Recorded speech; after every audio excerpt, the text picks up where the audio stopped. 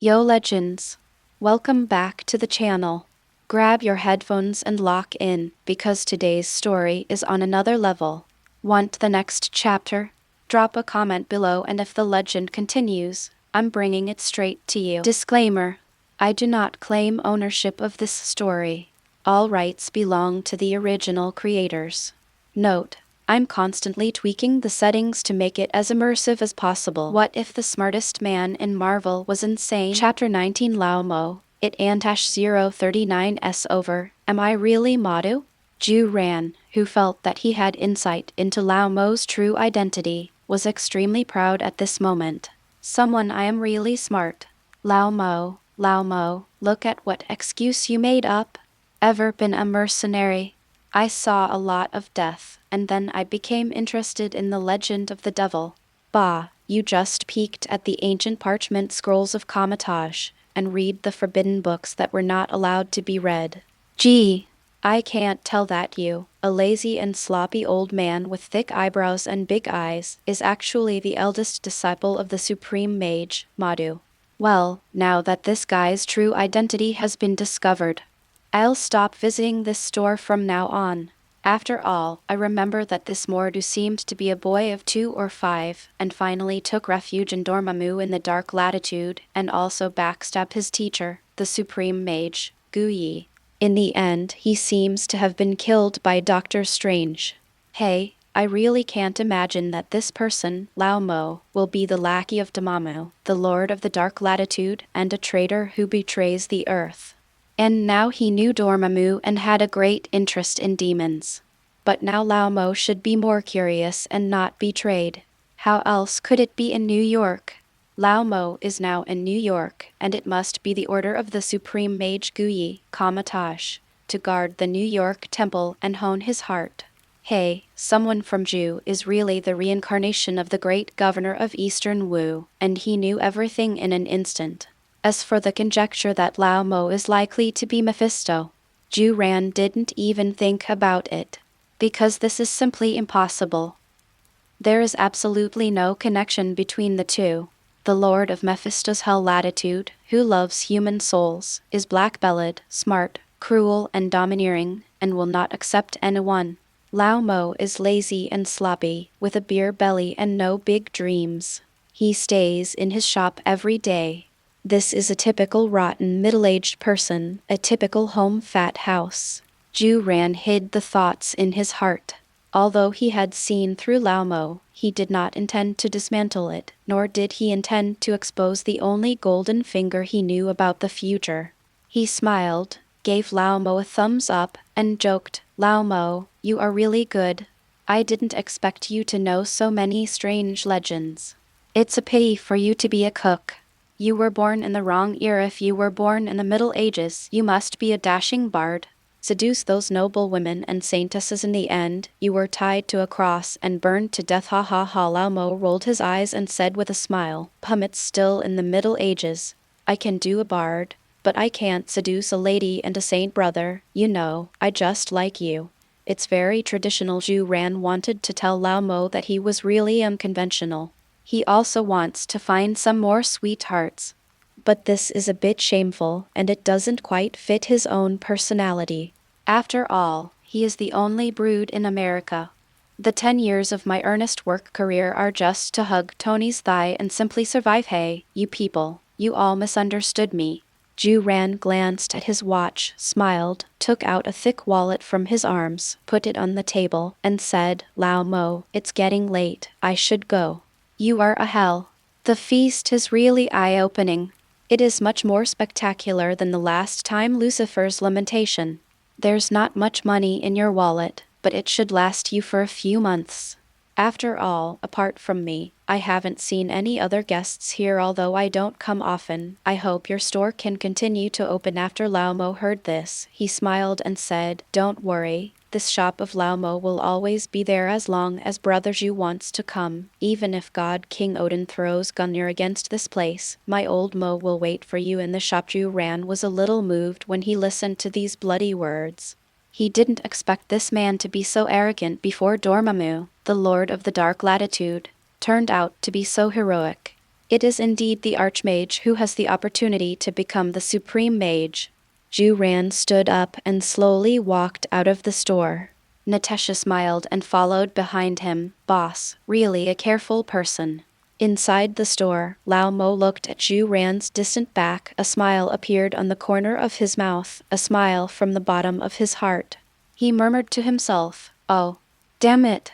A demon at the level of the Lord of Hell actually recognized a human being. Zhu, I haven't been so happy for tens of thousands of years. The years I've been with you, I, Mephisto, actually felt that it was Satan's dream. So that's it. The dreams of all the great demons, the Alice Satan who controls all the latitudes of hell, are not as caring as a human being. This is really a joke, a rum joke. But in the afterglow of the setting sun, I, Mephisto, saw your great will that flashed by. Not being Satan seems some are not qualified to be your friend. It's a light that is even more sacred than Odin. It's a light that doesn't distinguish between good and evil, right and wrong, and everything is equal, Mr. Clown. I hope that according to your plan, I, Mephisto, can really become Satan. I don't know who is more powerful between the Superman you mentioned and the great existence I saw. Queens, Black Street. On a Rolls-Royce moving slowly, Zhu Ran looked at the night outside, smiled at Natasha, and said happily, "It seems that it won't rain today, Miss Ellie." Cam. Before he could finish his words, a huge red lightning flashed across the dark night, and then a whistling wind passed by. "Oh, damn it.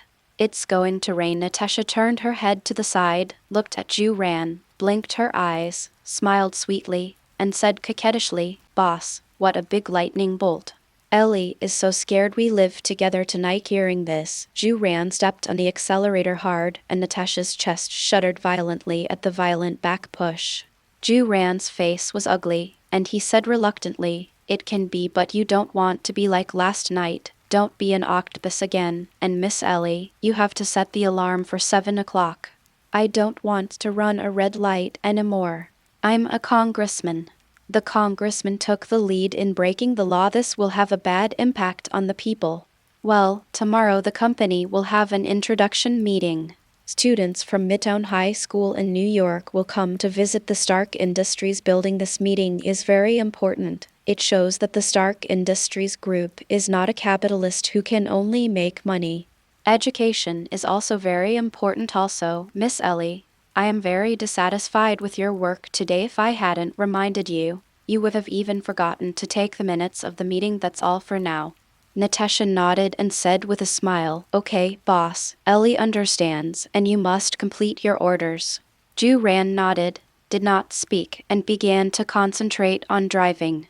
Driving on a rainy night is dangerous, so be careful. Natasha frowned suddenly as she looked at the heavy rain outside. She felt like she forgot something. But I can't remember what I forgot. Chapter 20. Damn Black Braised Eggs. As a senior agent of S.H.E.L.D. and has undergone countless special training in the Red House, Black Widow will never allow herself to have something she doesn't remember. She must find what she just forgot. But after the psychological suggestion of the Hell Lord Mephisto, how could a human remember in detail what happened? What she can't remember is naturally impossible to remember. The things she can remember are naturally the things that she can remember with the permission of Mephisto. Black Widow. Natasha lowered her head, closed her eyes, emptied her mind, concentrated her mind, and began to recall what happened today. After a busy day in the Stark Industrial Building, on the way home from get off work, I went to a Sichuan restaurant with my mission target, my current boss. The owner of the Sichuan restaurant, Lao Mo, is a somewhat lazy and sloppy middle-aged Asian man, and a cook who loves to joke very much. Lao Mo cooked us a very artistic dish called Hell's Feast. The taste is very delicious, but it is a bit spicy. I have eaten 3 or 4 big devils, and it is too spicy. I really want to drink water. I'm more curious about the green devil I ate. I asked Momo.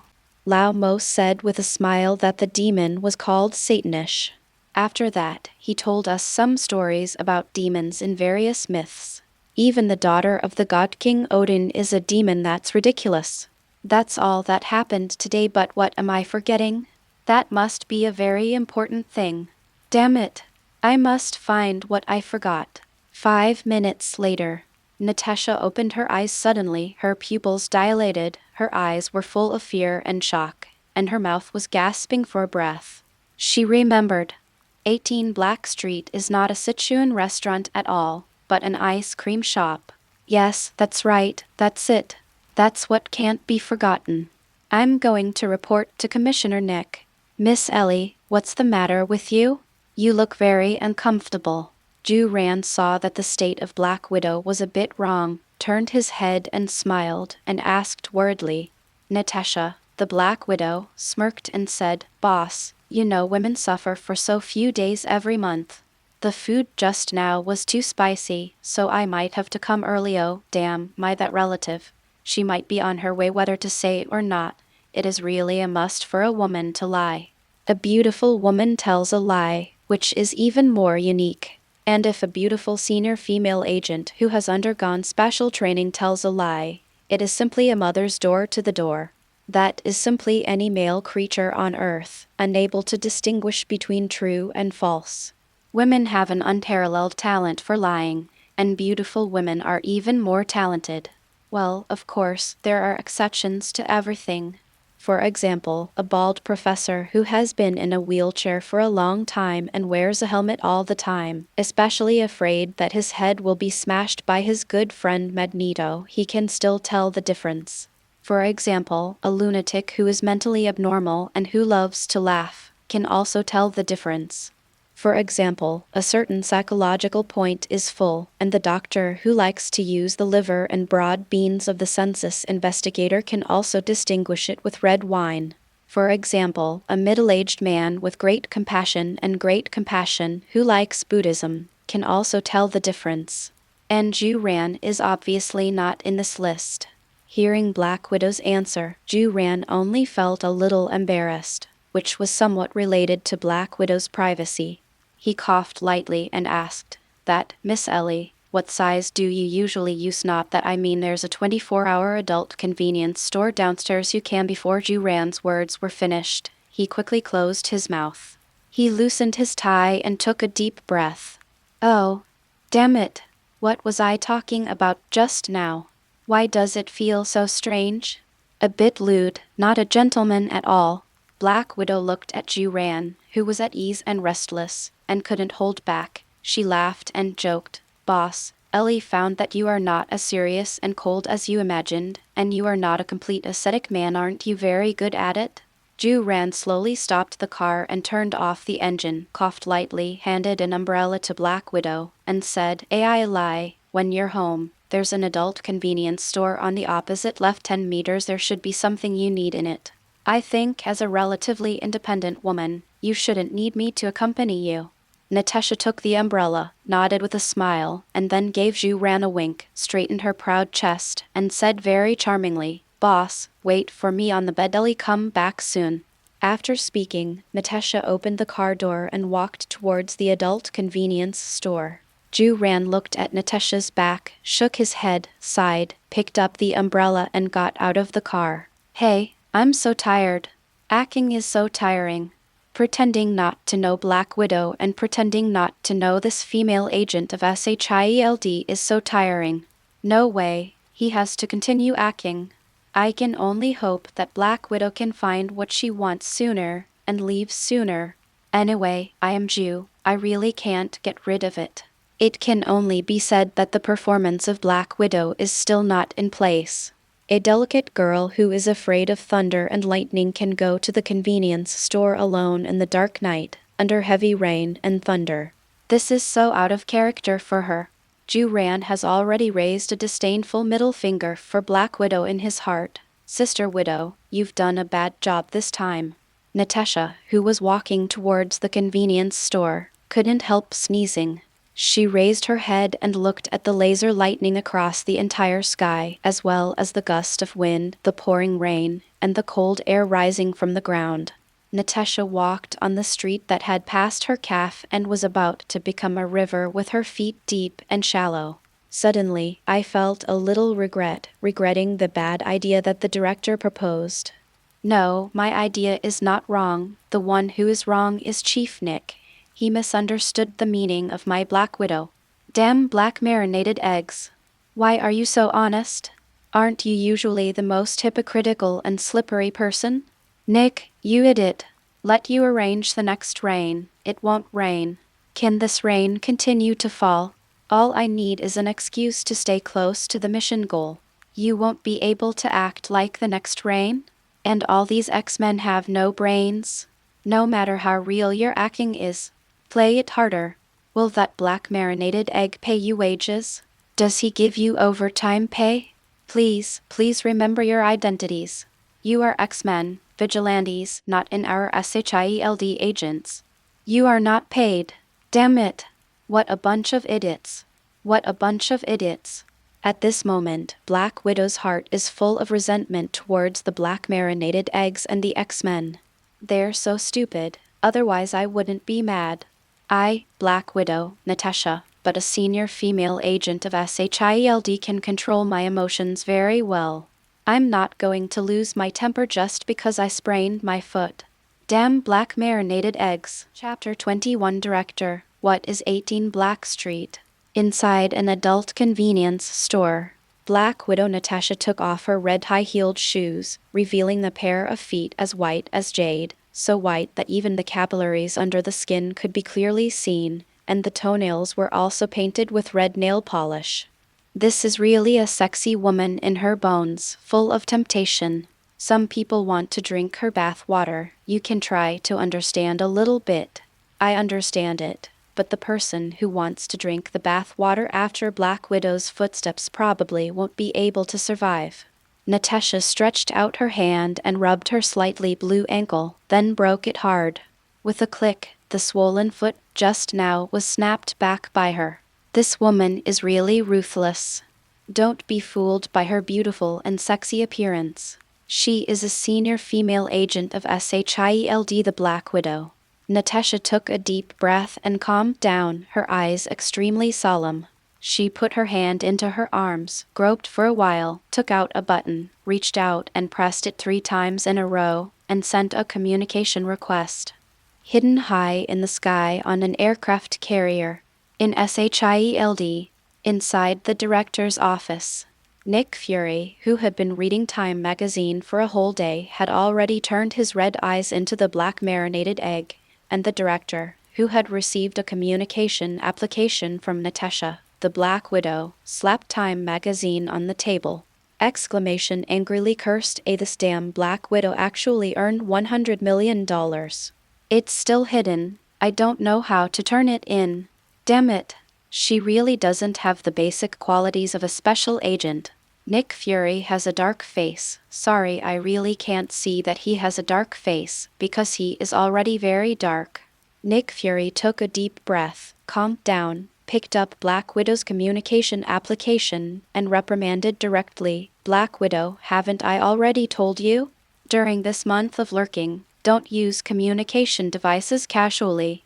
We only use Morse code to communicate between us. And don't take the initiative to contact you at any time. You are easily exposed like this. If you can apply for a newsletter, then you must have found some important news. Natasha nodded, took a deep breath, and said solemnly, Director Nick, I do have a relatively important discovery, but you need to confirm it first. Nick Fury suddenly opened his only remaining eye and hurriedly asked, Black Widow, do you mean that Jake Zhu and the Joker are the same person? Did you find the commonalities between the two of them? Natasha coughed lightly and said, Sorry, it's not this discovery, but my discovery is more important than the discovery the director just said. Nick Fury was stunned when he heard the words, and his eyebrows were all wrinkled together. Find? Greater discovery? What kind of discovery could be more significant than confirming that Jake Zhu is the Joker? Could it be that Black Widow discovered Hydra? Nick Fury's only remaining eye erupted with murderous intent, with an expression in his hand, and asked in a very indifferent voice, Black Widow, have you discovered the Hydra? Natasha just felt that she couldn't talk to the director of the Black Stewed Egg. Please, Director, can you wait for me to speak? Natasha sighed helplessly and said, Director Nick, I have something to ask you. When I finish speaking, okay? Nick Fury nodded and said, "Okay." Natasha calmed down, but still asked nervously, "Director Nick, what are 16, 17, and 18 Black Street, Queens, New York City?" Nick Fury frowned, lowered his head and thought for a while, and gave the answer. 16 Black Street is a British jewelry store, 17 Black Street is a French bakery, and 18 Black Street is a German ice cream shop. After Natasha heard it, she looked serious and her eyes solemn, and asked again, "Director, can you be sure?" Nick Fury nodded confidently, chuckled, and replied, "Sure. I can remember that America is not an American-run store. Why are those three bosses all spies? What are they going to do?" Then the clown. "Any more terrifying events? Or are they all super criminals?" Natasha shook her head and said quietly, "Sir, I went to Black Street today." "No. 16 is not a jewelry store but a bar." "No. 17 is not a bakery but a martial arts gym." "No. 18 is not an ice cream shop but a bar. Sichuan restaurant. And I just bought baguettes at that bakery last month. It's an old shop that's been open for 60 years. A shop with heritage like this will never move. So, Chief, this it must be a major discovery."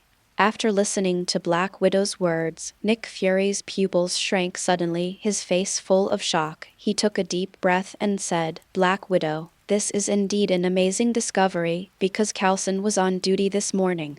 At that time, he passed by there and bought a baguette at that bakery. And he also ate 2 creamy plain ice creams. Now I still have the leftover baguettes on my table that Coulson brought me, with the address on the wrapper, 17 Black Street, Queens. Damn it. Mother F***. This really is a huge discovery. This matter is even more serious than the clown. There must be superpowers involved. Be careful, if you feel dangerous, get out quickly. By the way, I saw in Time magazine that you made $100 million US. You should hand in $90 million US. The director will find you some powerful foreign aid. Black Widow, you must know that money must be a thing. You have to live before you can spend it. Moreover, as the director, I have the right to block all your account funds." "Well, Black Widow is so settled, I'll transfer $90 million from your account." Beep, beep, beep. Natasha listened to the beep coming from the communicator, took a deep breath, and cursed, "Damn it. Black marinated eggs." She was very angry. This $1 billion was earned by her Black Widow. This black marinated egg directly asks for 90%, so black. This heart is as black as his face. But she still can't do anything about the black marinated egg. Who made her just a senior agent of S.H.E.L.L.D, and the black marinated egg is the director of S.H.E.L.L.D. It really is the first-level official crushing people. Natasha sighed helplessly, her eyes were very sad, and then she picked up a few packs of ultra-thin and breathable ant towels in the adult convenience store. What's so special? The old lady has to go back and continue acting. This is really hard. I'm going to pretend to be weak these days. Well, I have to drink more brown sugar water. I heard that all women in China do this. Natasha carried her aunt's towel and high heels in one hand, held up her umbrella in the other, and walked towards Zhu Ran's villa. The slender jade feet of Bai Qian walked in the muddy water, giving them a more artistic conception. "S.H.E.L.D. Nick Fury slumped back in his chair, closed his only remaining eye, and tapped the table lightly with his hand. He was thinking about which foreign aid he was looking for. Chapter 22, Intimidation from the Director. 5 minutes later, Nick Fury opened his only remaining eye, and a sinister smile appeared on the corner of his mouth. "Professor Charles, is you?" He took out his cell phone and started making calls. Beep, beep. Beep inside the Mutant Academy. In front of the computer, Professor Charles, who was preparing a speech for the Second Mutant Registration Act conference, which is about half a year away, heard the phone call on the side. After he took a telepathic look, his face appeared again. Anxious look. Special. Why is it Nick Fury again? Always feel like there is nothing good. Professor Charles took a deep breath, picked up the phone, and asked with a very formulaic smile, "Hello, Mr. Chief, what's the matter? You know, our Xavier School for Gifted Youth has always been very disciplined." Nick Fury snorted coldly and roared extremely loudly, "HMPH, Professor Charles, do you know what happened in New York these 2 days?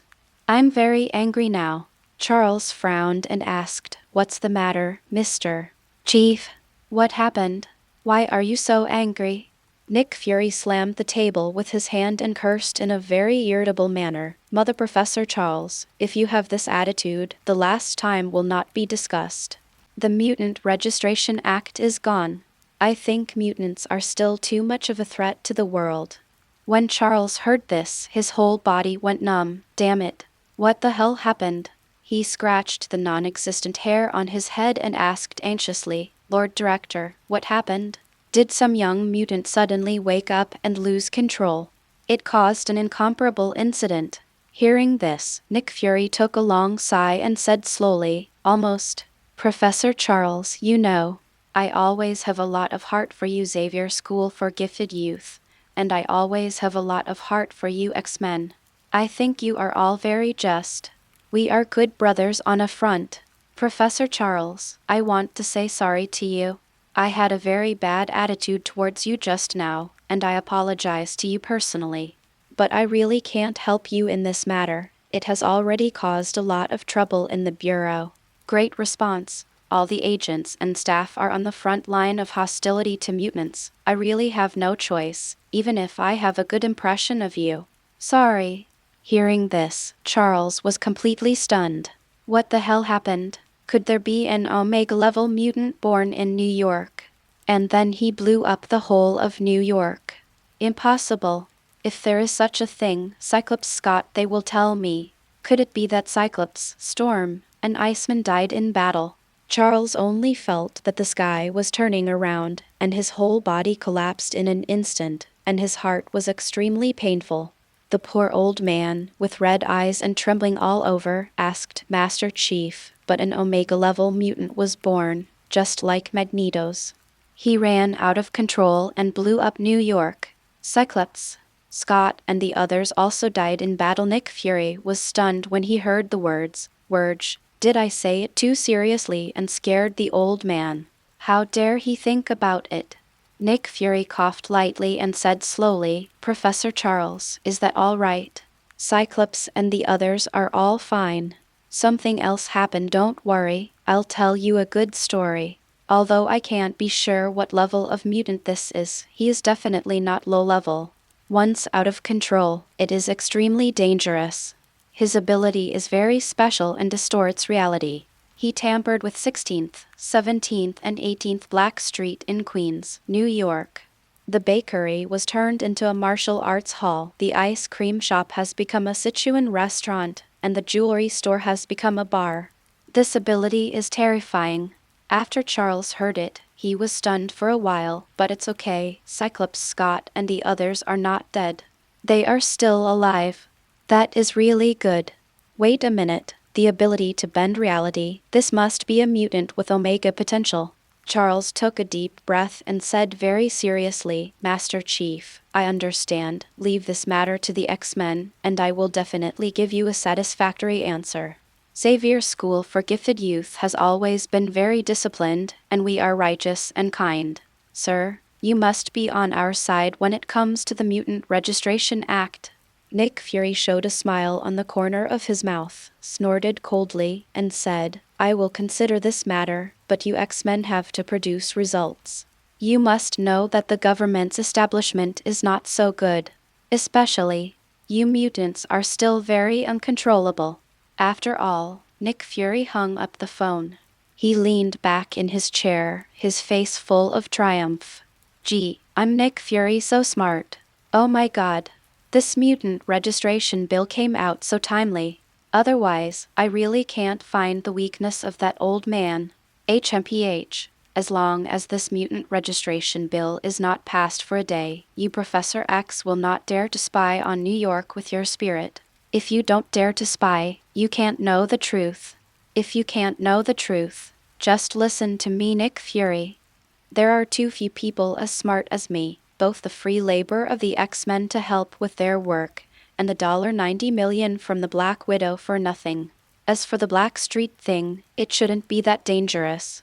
Whether it was done by mutants or whether mutants were involved, there is no danger now. After all, the X-Men group is still very powerful, just a little worse than her. Nick Fury's only one eye had a look of memory, and then he slowly took out an extremely ancient pager from his arms. With her here, there is really nothing to be afraid of. With just one touch, she will fall from the sky. Carol Danvers.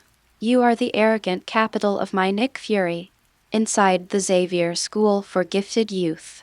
That is in the Mutant Academy. Professor Charles used telekinesis to inform the big killer in the X-Men, the gentle and virtuous, introverted MS. Jean Grey, who holds the power of the Phoenix 5 minutes later. Jean Grey came to Professor Charles' office. She was wearing a fiery red dress that looked like a fiery red phoenix.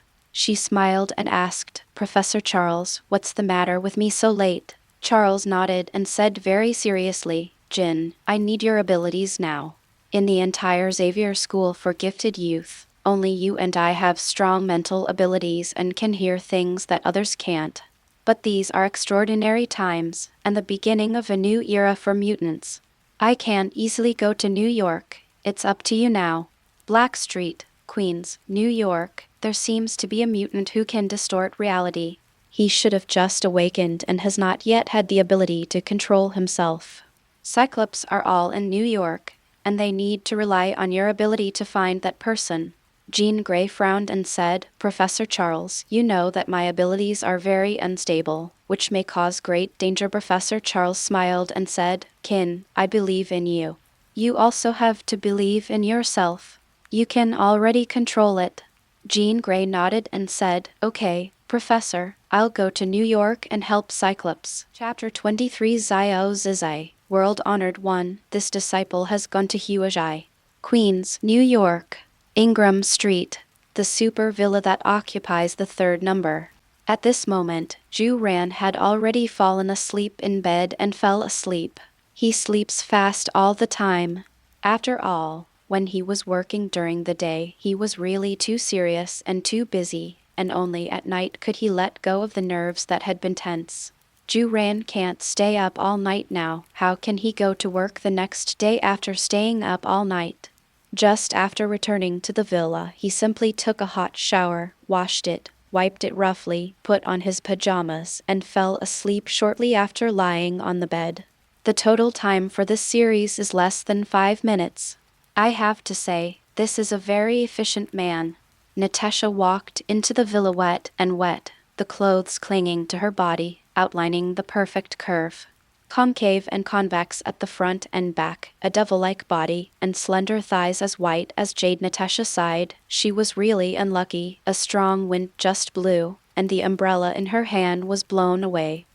It took about 5 or 6 minutes in total, and she was soaked all over her body from the inside out. Oh, Natasha's resentment towards the X-Men is even greater. She took a deep breath, took off her wet clothes, stretched, and walked into the bathroom naked.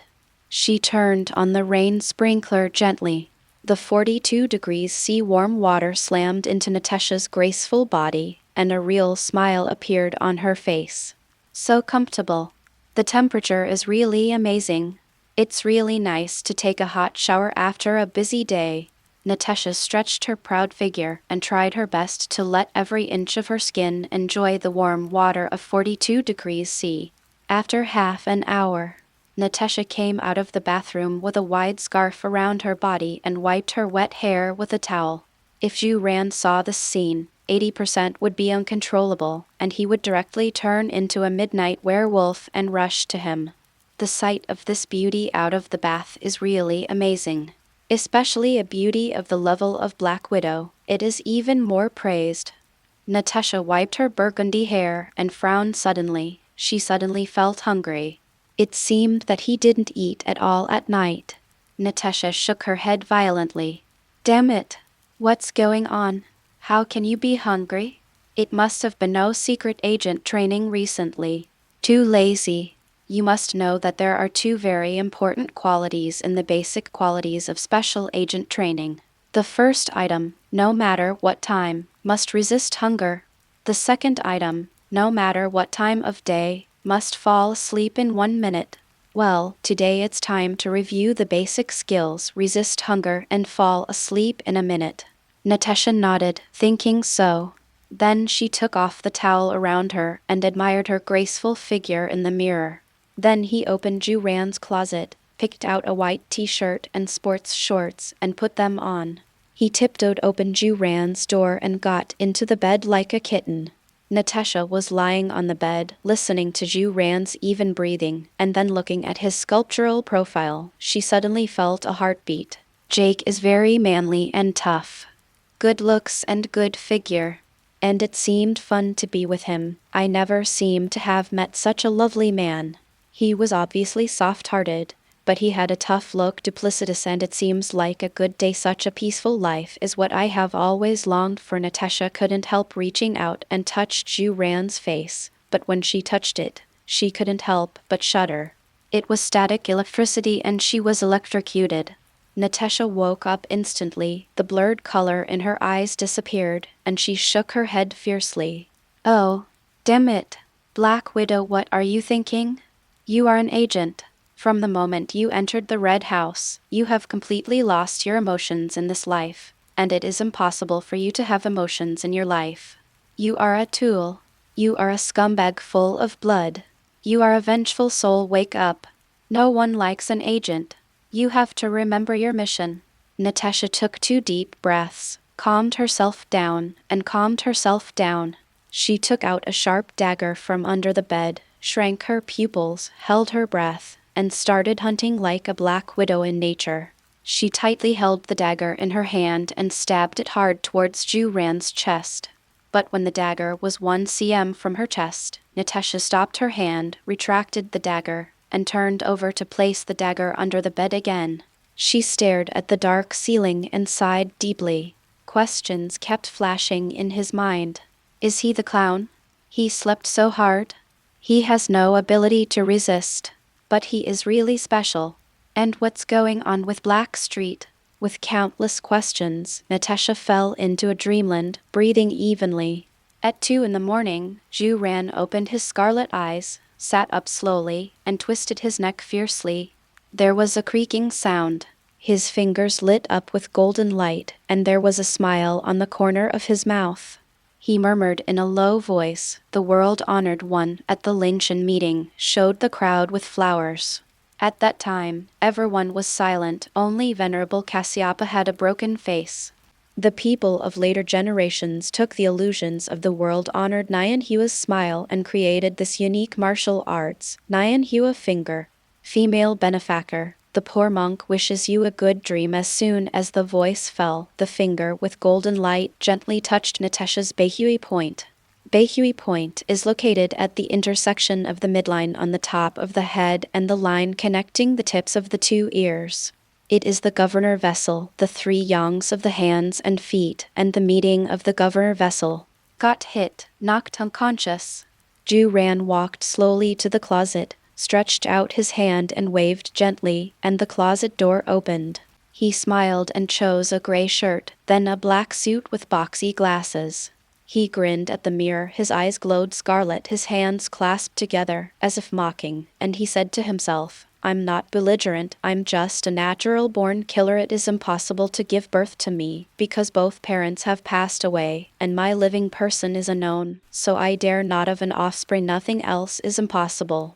My heart is merciful, and I wish to accumulate kindness, and to educate and transform the world with the Dharma. However, I was born to kill stars, and the demons in my heart are always in my heart. The only way to purify the 6 senses is not to be suppressed.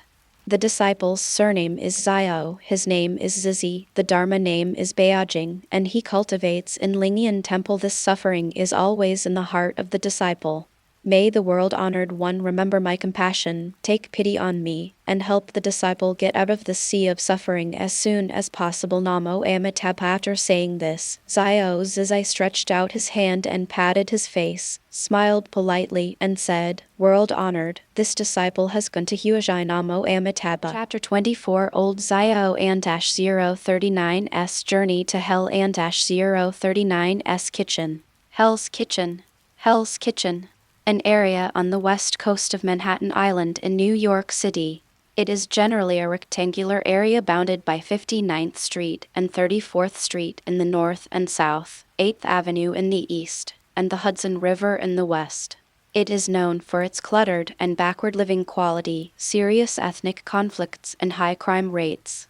This rectangular area is Hell's Kitchen. Hell's Kitchen. This is the novice village in the Marvel world. It is also one of the landmark buildings in the Marvel world and has a good reputation. Hell's Kitchen serves as the sinful center of the Marvel universe.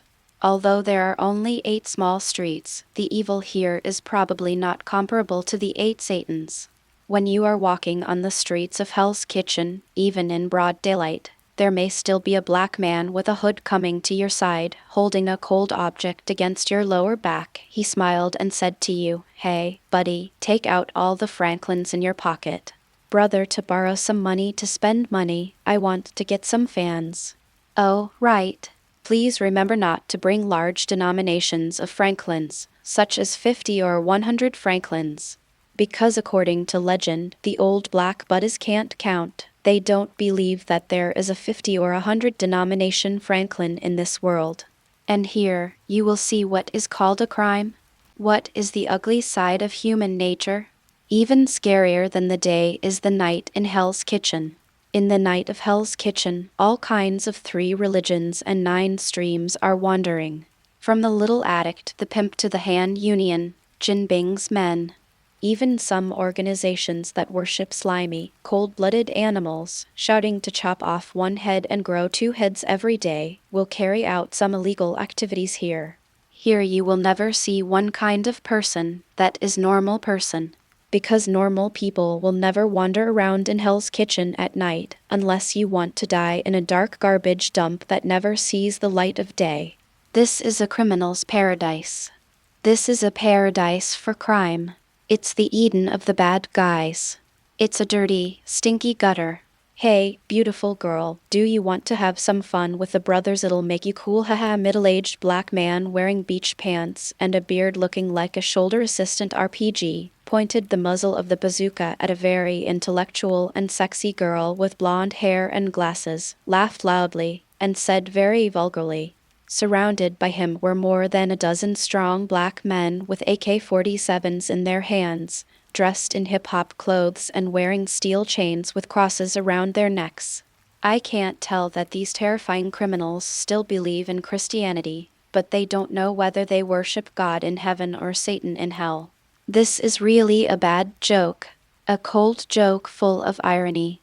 Jane Foster looked at the strong black man who surrounded her, and the huge bazooka, with tears all over her face, took out her wallet from her arms, threw it on the ground, knelt down, and begged for mercy. That robbery.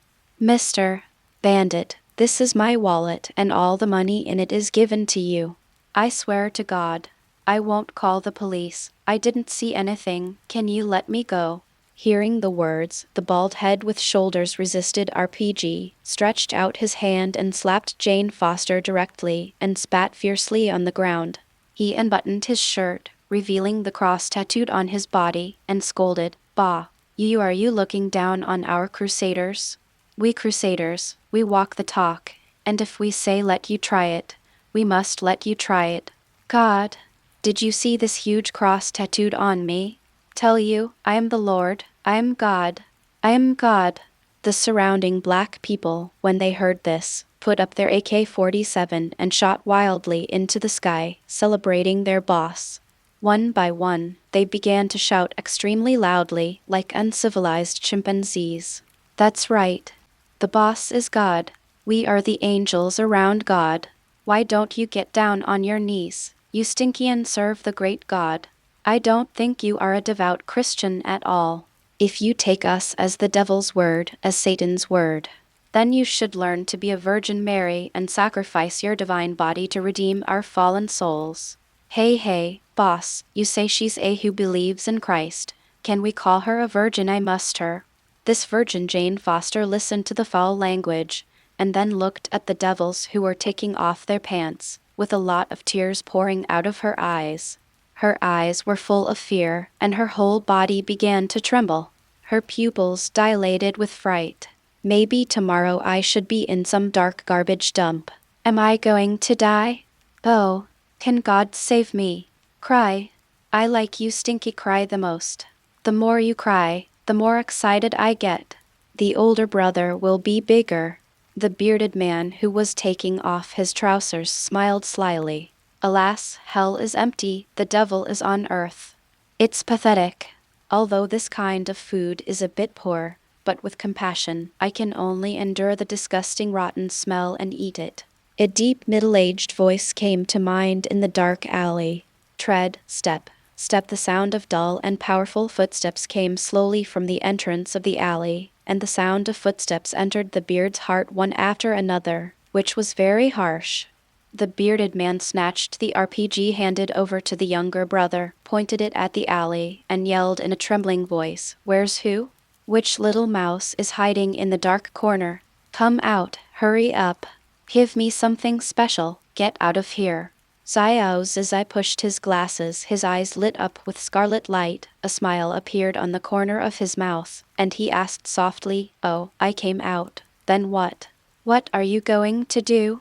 The beard looked at the pair of scarlet eyes. That man's eyes looked like a devil. He clamped his legs hard and yelled, pulled the trigger of the RPG. Boom. A huge fire lit up, and a 66mm shell was shot from the bazooka, which could easily blow up a house and hit Xiao Zizai in front of him. Xiao Zizai smiled, stretched out his hand and pushed his glasses lightly and said, "Golden bell hood." Boom. A huge golden bell rose from his body, covering the whole body, and the golden light illuminated the entire alley like daytime. The 66mm artillery shell slammed into the huge golden bell, and the entire alley was lit up with a huge brilliant fire, like fireworks that bloom. Seeing this, the bearded man laughed and said with confidence, "Bah, I'm scared to death. I thought it was some kind of powerful superpower. It's not like I'm going to die under my RPG. It's so stupid, you dare to take such a big cannonball. A spy." "Yes." A somewhat low voice sounded. The smoke dissipated. Xiao Zizai's eyes were red, staring at the beard, gently stroked his hair, and said with a smile, "This time it's my turn for follow-up reading, for votes. To all dear readers, gentlemen, you must collect it. Must read. Must send tickets. The first round is coming soon. The grades are not good, and there is no recommendation." Xiao Ci's whole person exploded in an instant. This first round is really critical begging. Humble author, give the gentleman a knock. Love you yo, then heart. I wish all the bosses to make a fortune, find a beautiful wife, be healthy and all the best in addition. Well, are there any arrogant gentlemen? You can give me a little money, and I'll buy 2 packs of cigarettes to smoke. Chapter 25. Brother Xiao. No, I'm Satan. The bald head looked at the intact Xiao Zizai with a shocked expression, scolded and roared, raised the RPG in his hand and pulled the trigger again. The black brothers around him also raised their AK-47s and shot at Xiao Zizai frantically. Boom. Da da da. The 66mm shells fired from the RPG and the 7.62mm bullets fired frantically from the AK-47 hit Xiao Zizai like a metal storm. In the alley, a violent fire broke out, and the smell of gunpowder was choking. Xiao Zizai looked at the gorgeous fireworks in front of him and smiled, the red light in his eyes getting brighter and brighter. He turned his body to one side, then slowly stretched out his right hand, pushed it forward lightly, and said in a low voice, "Great mercy and compassion." Boom! A huge golden palm print flew forward. The 66mm shells and the sky-filled 7.62mm bullets were all smashed into pieces. Xiao Zizai dodged and came to the face of the bald head in an instant, stretched out 2 fingers to clamp the bald head's throat, and said with a smile, "Donor, the poor monk will send you to hell." Crack! The neck of the bald head was directly pinched by Xiao Zizai, and with a sound of Kualu, his head rolled to the ground like a watermelon, and his eyes were full of shock and fear. Xiao Zizai turned his head to the side, looked at the black boys with beards, grinned, and said, "Oh, I almost forgot, and you?" Seeing this extremely bloody and cruel scene, the black brothers who were surrounding them threw down their AK and turned around and ran away. Horrible. This person is not human. He is the devil. It's Satan in hell. Terrible. Oh God, come and save me. Xiao Zizai shook his head, his eyes were scarlet. He stretched out his hands towards the black people who were running away, and quickly hit him forward, with a very happy smile on his face. Boom! Boom! Boom! One after another huge golden palm prints flew forward quickly. 5 minutes later, Xiao Zizai stopped his hand, the scarlet color in his eyes dissipated, and he regained consciousness. Looking at the scene in front of him, he reached out and patted his face fiercely, and said very reproachfully, "I can't hold back. Still can't hold back." The alley was full of flesh and blood, and there was not even the slightest corpse. It was all shredded flesh, with fresh blood all over the place, like a crimson river with broken bones floating on the river. Among the broken bones were several sculptures of black human heads with wide eyes and fear written on their faces. What? Jane Foster looked at the hell-like picture in front of her and let out a piercing scream. Her face was pale, her heart was beating wildly, and there was a paralysis of water under her body, and she was scared to pee. When Xiao Zizai heard the cry, he turned his head suddenly, his eyes were scarlet, and he slowly walked in front of Jane Foster. Then he squatted down, smiled, and asked, "Miss, are you all right?" Jane Foster first nodded, then shook her head fiercely, with a lot of tears in her eyes, and said with great fear, "Mr. Satan, can you let me go? I'm only 24 years old. I'm still young, I don't want to go to hell, and I didn't do anything bad. Mr.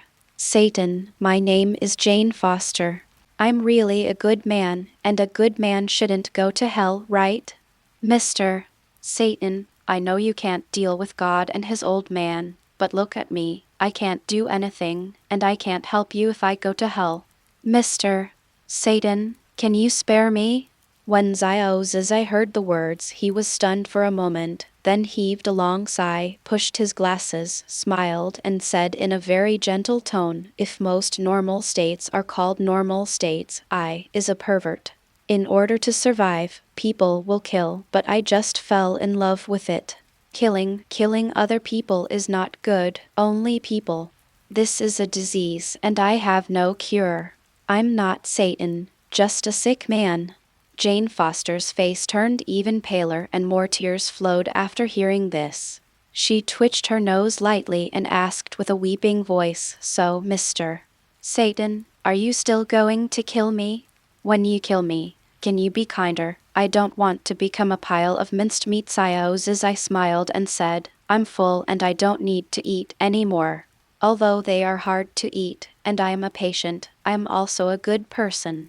Jane Foster blinked and asked shiveringly, "So, Mr. Satan, are you going to let me go?" Xiao Zizai nodded and smiled. "Miss, it's time for you to go home. I'm going to find the next dessert. Remember next time, don't appear in Hell's Kitchen at night. This place is very dangerous for you." After that, Xiao Zizai stood up slowly, twisted his neck, and prepared to eat dessert. Jane Foster stretched out her hand and grabbed Xiao Zizai's clothes, with a stiff smile on her face, and begged, "Mr. Satan, can you please take me home? You also said that the night in Hell's Kitchen is very difficult. Danger. Mr. Satan, please. Those people are really scary. If you leave, I'm afraid." Hearing this, Xiao Zizai nodded and said with a smile, "Good. Saving one life is better than building a 7-level Buddha.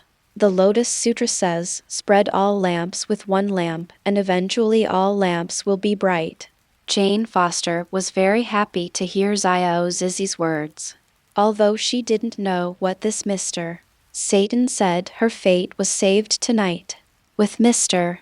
Satan, all those demons will go back to hell.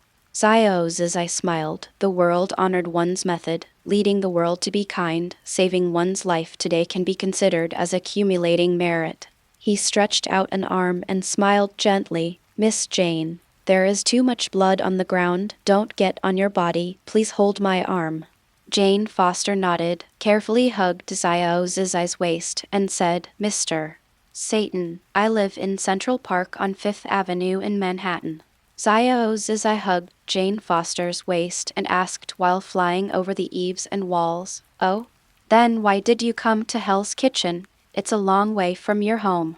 Jane Foster felt the strong wind blowing on her face and the fading scene. Her heart was pounding. It was really exciting. She took 2 deep breaths, calmed down, and smiled. There is a new colleague who came to live in Hell's Kitchen was sick and I went to visit her at night when I got off work. I planned to stay for 1 night and leave in the morning, but I just received a temporary notice from the laboratory that a very well-known senior will come tomorrow, so I have to sort out those difficult questions and ask him for advice. Then what happened just now? Xiao Zizai nodded, sighed deeply, and said blankly, Miss Jane, remember not to appear in Hell's Kitchen at night next time. The world-honored one has said, the world is impermanent, the country is in danger and fragile, the 4 great emptiness are suffering, the 5 yin have no self-birth, death and variation, hypocrisy and no master, the mind is the source of evil, and the form is the scapegoat of sin. After hearing this, Jane Foster frowned, looked at Xiao Zizai's profile, and suddenly asked, Mr. Satan, you must be in pain. When you kill people, you won't be happy at all. Xiao Zizai shook his head without saying a word. Am I in pain? Well enough. At least better than Mr. Doctor. Much better than Mr. Clown. I have faith in my heart and the glory of the world-honored one, but I am just a somewhat ordinary patient. They are sicker. Chapter 26 Give Daredevil a slap in the face. 5th Avenue in Manhattan, New York Central Park. Xiao Zizai let go of his hand, put Jane Foster down, pushed his glasses, and said with a smile, Miss Jane, goodbye. After all, Xiao Zizai turned and left. Jane Foster looked at Xiao Zizai's back, and suddenly felt a sense of loss in her heart. She took a deep breath, clenched her fists, and asked loudly, Mr. Satan, will we really meet again? When Xiao Zizai heard this, he waved his hand and said with a smile, the world-honored one said, dependent origination is gone, and karma is already empty. Gains and losses follow karma, and there is no increase or decrease in the heart. Everything is like the Dharma, like a dream bubble, like dew and like electricity, should be viewed like this. Listening to those incomprehensible words, Jane Foster only felt that something was about to be lost, and she shook her head fiercely. Facing Xiao Zizai's back, he shouted loudly, Mr. Satan, next time you are really hungry and you can't find any bad guys. You can't control your words. Then please eat me. I live in that building across from Central Park, room 301. After Xiao Zizai heard it, he couldn't help but stunned for a while, and his footsteps also paused. He shook his head and continued forward. Zizai, if you are really hungry and can't control yourself, please eat me. This is so familiar. The last time I said this was Master Zai Kong. That was when I was cultivating in Lingian Temple, and that was the first time someone rescued me. This is the second one. I am merciful. Is that you, blessed one? Did you cast a little light on the hearts of your disciples again? Maybe this time will be different. Namo Amitabha. Xiao Zizai pushed his glasses, smiled, and whispered softly, Hell's Kitchen. Hell's Kitchen. Damn the devil. Don't come here. A vicious gangster screamed in horror. Nyan Hiu finger. A strong and powerful golden fingerprint pierced the bandit's forehead, smashing his head into pieces, and the white-flowered tofu brain blew to the ground. Xiao Zizai pushed his glasses, smiled, and said, I really didn't go there. He continued to walk forward. Great mercy and compassion. A huge golden palm print flew out and slapped the gangster's chest. With a huge impact, the gangster was shot directly into the wall. Dragon claw hand. A huge golden paw print flew out and caught a bandit's head. Dragon sucks water. A dragon-shaped infuriating kai flew out and sucked a bandit into Xiao Zizai's hand. Xiao Zizai squeezed it lightly, crushing the bandit's head. Big smasher. A huge golden stone tablet flew out and smashed a bandit into pieces. Doroi fingers. The lion's roar. Henya palm. Arhat boxing. As Xiao Zai's low voice continued to fall, people in Hell's Kitchen kept falling. One body after another was beaten and embedded in the wall. Xiao Zizai glanced at his masterpiece, sighed, and said somewhat disappointedly, "It's a pity. Without the oxygen bottle and glucose, I always feel that it almost tastes bad. These people really don't have the ability to resist at all. Such dishes have no quality and can only be accumulated by quantity, and the appetite is getting bigger and bigger. It's a bit difficult. I felt full just now, but after eating a dessert, I'm hungry again." The demon is getting more and more serious. Xiao Zizai looked at the watch on his wrist. It was 5 o'clock. Time to go back too. That's it for today's hunt. Whoosh! A sound of breaking through the air suddenly sounded from behind Xiao Zizai. He frowned, his hands lit up with golden light, and he grabbed what was coming. It was an iron baton. "Villain! You bloody butcher! I, Daredevil, must defeat you and send you to the police station." A very indifferent voice sounded. Xiao Zizai turned around, his eyes were scarlet, and a very strong killing intent burst out in his eyes. A man in a red tights came out of the alley. Daredevil sneered, pulled out the remaining baton from his chest, clenched the baton in his hand and stomped the ground, dodged, and killed Xiao Zizai. Seeing this, Xiao Zizai grinned. This person is a little interesting, a little strong, but only a little strong.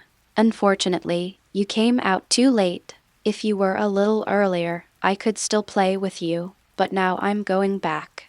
Xiao Zizai took a step forward, grabbed Daredevil's baton-wielding hand, squeezed it hard, and made a click, click sound. Then he fell heavily over the shoulder, smashing Daredevil to the ground. Then he kicked Daredevil's chest savagely. Xiao Zizai's series of actions were extremely natural and completed in one go.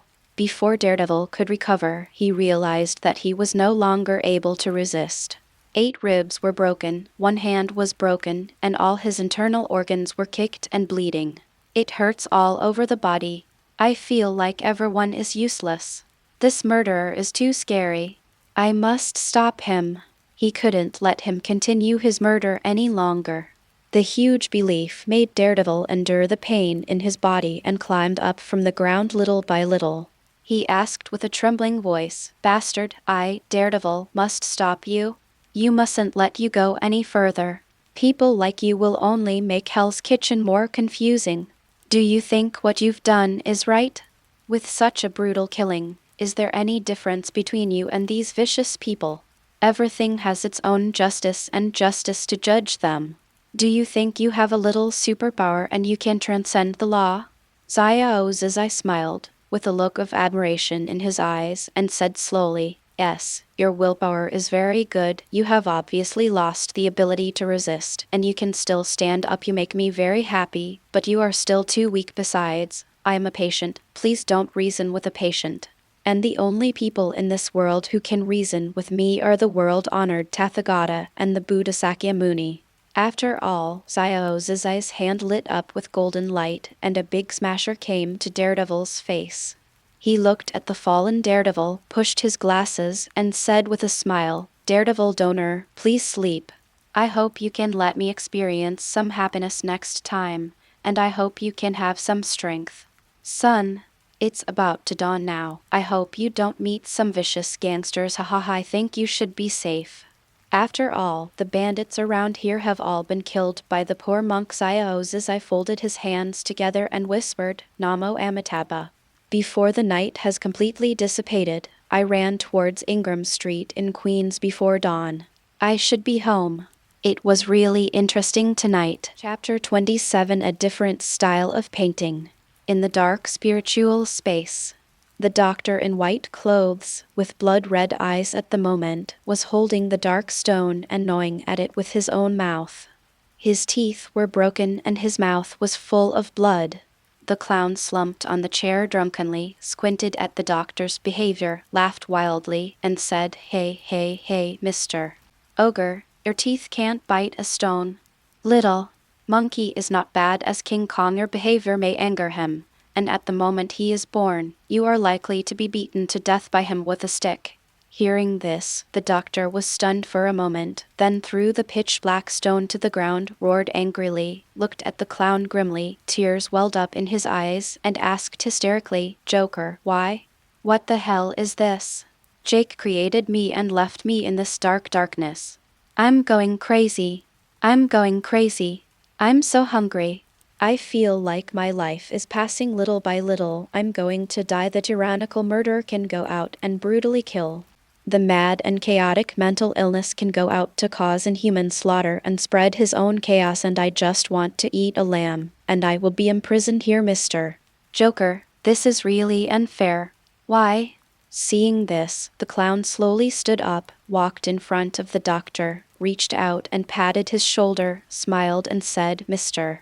Ogre, your existence is very important. In a sense, you are more important than us. You must know that hunger is the natural enemy of all living beings. You carry all the hunger of this body and this soul.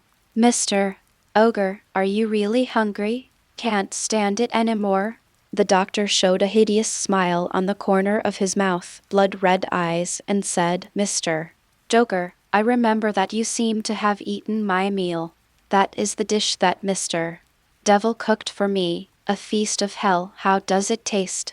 After the clown heard this, he closed his eyes, and there was an incomparably aftertaste look on his face. After thinking about it for a while, the clown opened his eyes, stretched out his thumb, and said with a smile, "That taste is really good. It is the taste of depravity mixed in the darkness. It is delicious.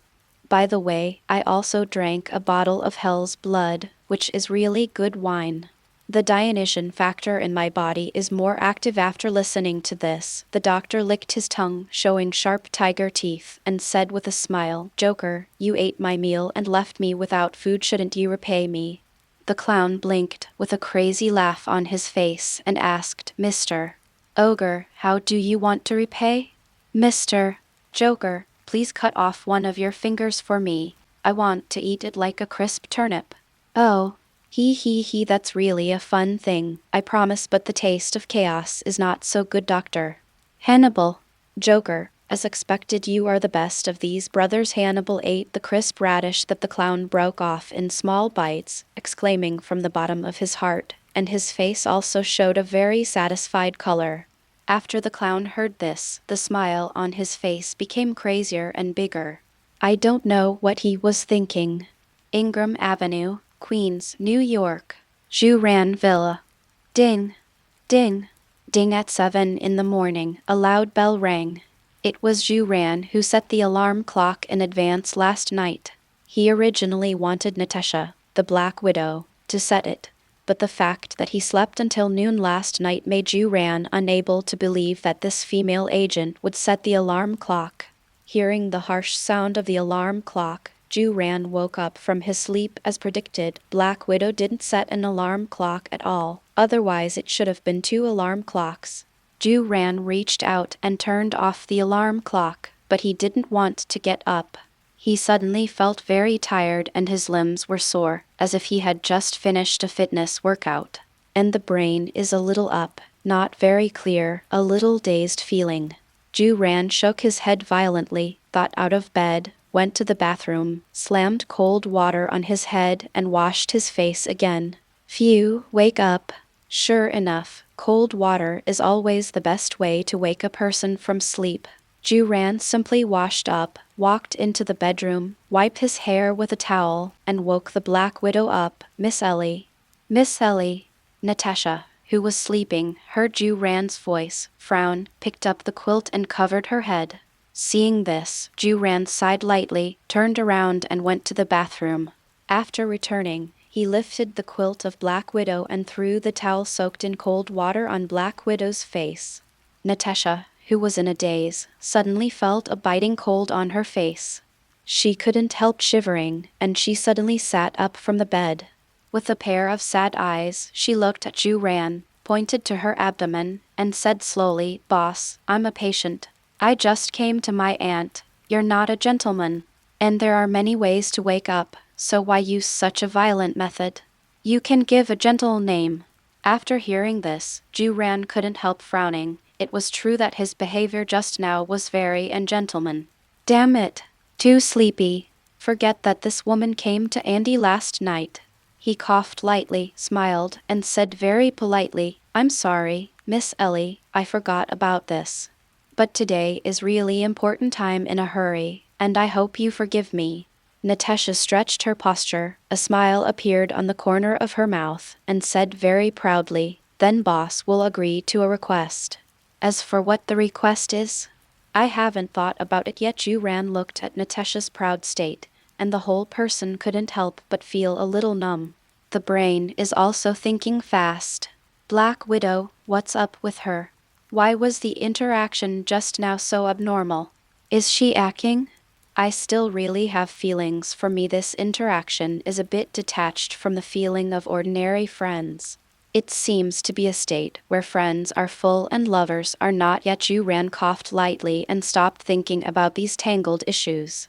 He nodded, stared into Black Widow's eyes, and said slowly, "Okay, Miss Ellie, but only this time. This time is an exception and the only one. I rarely make promises to others. Because of the promise, once you promise, you must do it, otherwise it's just empty promises, which is of little value." Listening to Ju Ran's words, Natasha suddenly felt an indescribable feeling in her heart. He can obviously refuse. But he agreed. And the promise is very serious. This serious look is really cute. I seem to be a bit, what am I thinking? It's just a task. It's just a movie for a show. Natasha sighed lightly, smiled, blinked, and said, "So, it's really my honor to get a promise from boss." Ellie's so happy. Ju Ran rolled his eyes and said coldly, "AI lie, hurry up and wash up. I'll be waiting for you in the car. By the way, I will leave work early tonight. At 7 o'clock in the evening, I will take you to the mall to buy some clothes. You can't always wear my clothes to work, can you?" After all, Ju Ran turned around and left the bedroom. Natasha looked at Ju Ran slowly leaving back, shook her head, couldn't help sighing, and walked to the bathroom. "Oh, Black Widow, what the hell are you doing? Damn it. Are you so excited?" Chapter 28, Free America. In the Rolls-Royce, Ju Ran leaned on the seat, reached out and turned on the car radio, closed his eyes and listened. It is very troublesome for women to go out. Although Black Widow is a senior agent, it should be very troublesome to think about. After all, she's in disguise right now, she's acting. Ju Ran sighed helplessly. He was tired enough to go to work every day. There was so much work to do and so many meetings to open. Now add a scene of wrestling with Black Widow every day. I have to say, this is really tiring. Let's listen to the free news today, and then I'll stay away from those free places. After all, Free America, shootouts every day. I'm not kidding you. Welcome to listen, today's latest news. Hello, good morning. I'm your big mouth Harlan, and I'm your good friend Barty. According to the results of the United States Geological Survey, a magnitude 5.0 earthquake occurred 115 kilometers southwest of Bengkulu, Indonesia. 2 killed and 3 injured in a shooting incident in the capital, Washington City. The shooting occurred in a block north of Capitol Hill. The 5 victims were all African American. The 2 suspects drove an SUV and shot people in the block after parking. He then fled in his car, and the investigation is ongoing. The police do not yet know the cause of the shooting and are pursuing the suspect. 1 person was killed and 2 were injured in a shooting in downtown Atlanta, Georgia. A suspect has been arrested and police are investigating the cause of the incident. 9 people were injured in a shooting incident in Cincinnati, Ohio. Police arrived at the scene and shot one of them, not sure if he was hit, and the shooter fled. No suspects have been arrested. The stock price of Stark Industries Group has risen by 30%, and the old rivals Hammer Industries and Osborne Industries have all sent congratulatory messages. Wilson Fisker, president of Fisker Pharmaceutical Group, donated $10 million to charity yesterday. Mr.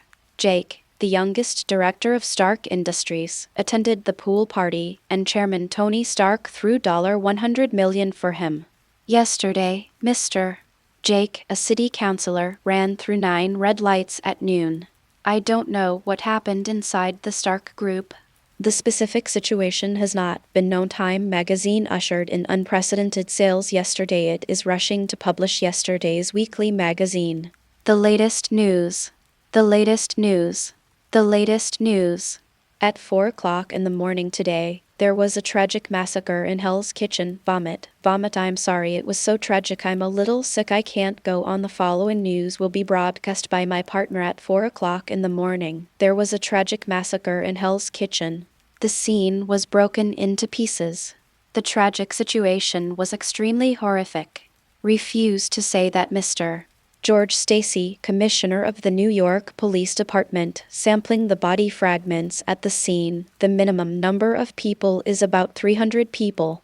The above DNA fragment at present, the New York police do not have any clues, and no clues have been found in the surveillance. Once again, I appeal to the general public not to go to Hell's Kitchen in the near future. The residents of Hell's Kitchen must also be careful of this vicious and terrifying criminal. The police will put a week of martial law in Hell's Kitchen. Ju Ran frowned and reached out to turn off the car radio. Then he rubbed his temples fiercely with his hands and took 2 deep breaths. This meow is really dangerous. The murderer who killed more than 300 people. How crazy this is. Horrible. It's so scary. This must be a mentally ill super criminal. It must be a super criminal with that kind of antisocial psychosis. Fortunately, someone in my week is not a Hell's Kitchen account. Otherwise it might be dead by now. Go see God. It's too dangerous. Tony quickly become Iron Man. It's so dangerous now. I can't even think about the evil god Loki coming out. And what purple potato essence Thanos. Yes, and Magneto. And Apocalypse. This Nina is going to scare people to death. Ju Ran opened the storage box in the car, looked at the grisly Winchester Magnum pistol placed inside, and shook his head fiercely. This thing can no longer give me a sense of security. How about getting an RPG and putting it in the car? Or a Gatling? No matter how bad it is, get a fully automatic. This little pistol is really not a deterrent. After Tony becomes Iron Man, I must also get a set of Iron Man gear coupled with dozens of robotic Iron Man who wholeheartedly protect me. Had to get Tony to help me develop a secure version of Jarvis. That way you can feel safe. Ju Ran closed the storage box with a smile on the corner of his mouth. Tony is all up to you. Come on. Tin Man. Boom, boom, boom. Natasha stretched out her hand and knocked on the window lightly, signaling Ju Ran to open the door. Ju Ran nodded and unlocked the door.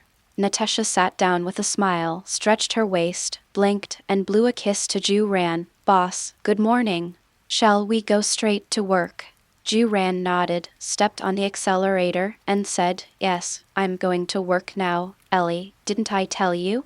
There is something going on in the company today, and the students from Shenzhen High School will come to visit. Natasha coughed lightly and said weakly, Okay, boss.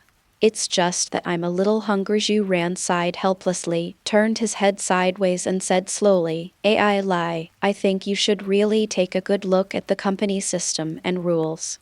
The company provides breakfast and lunch every day, which can satisfy all your tastes. You should have everything you want. The taste is also very good and it meets the needs of more than 90% of employees. And according to my coffee position, it should be a 3-star Michelin chef who prepares breakfast and lunch. He made it taste good, very good. When Natasha heard this, she couldn't help but startled and asked, Then why didn't we have lunch at noon yesterday? Ju Ran rolled his eyes and said, Oh, this is because we were late yesterday.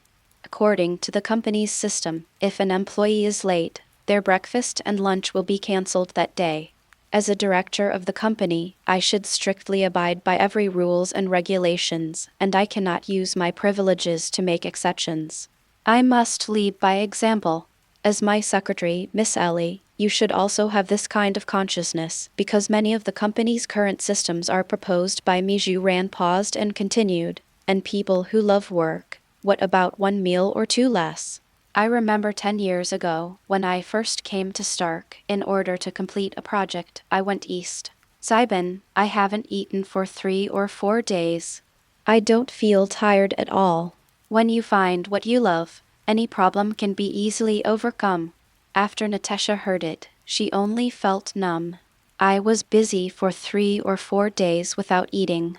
In the United States, there should be no one but agents who can do it, boss. You really love your work. You must know that this is free America, where freedom is the most noble thing, and the meaning of everyone's life is to be free. It's rare to see someone like you. However, I should really take a good look at Stark Industries' rules and regulations. This is not the same as Hammer Industries and Osborne Industries at all.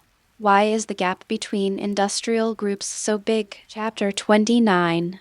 Stark Industries Building. Zhu Ran inspected the work of the employees as usual, reached out and patted the shoulders of some outstanding employees, and verbally encouraged and affirmed them. He encouraged very seriously, "Have you seen me? I am your role model. 10 years ago, I was like you. I graduated from New York University and joined the Stark Industries group. But after my personal hard work and struggle, in 10 years, I became a director and vice president of Stark Industries Group. My today is your future 10 years from now.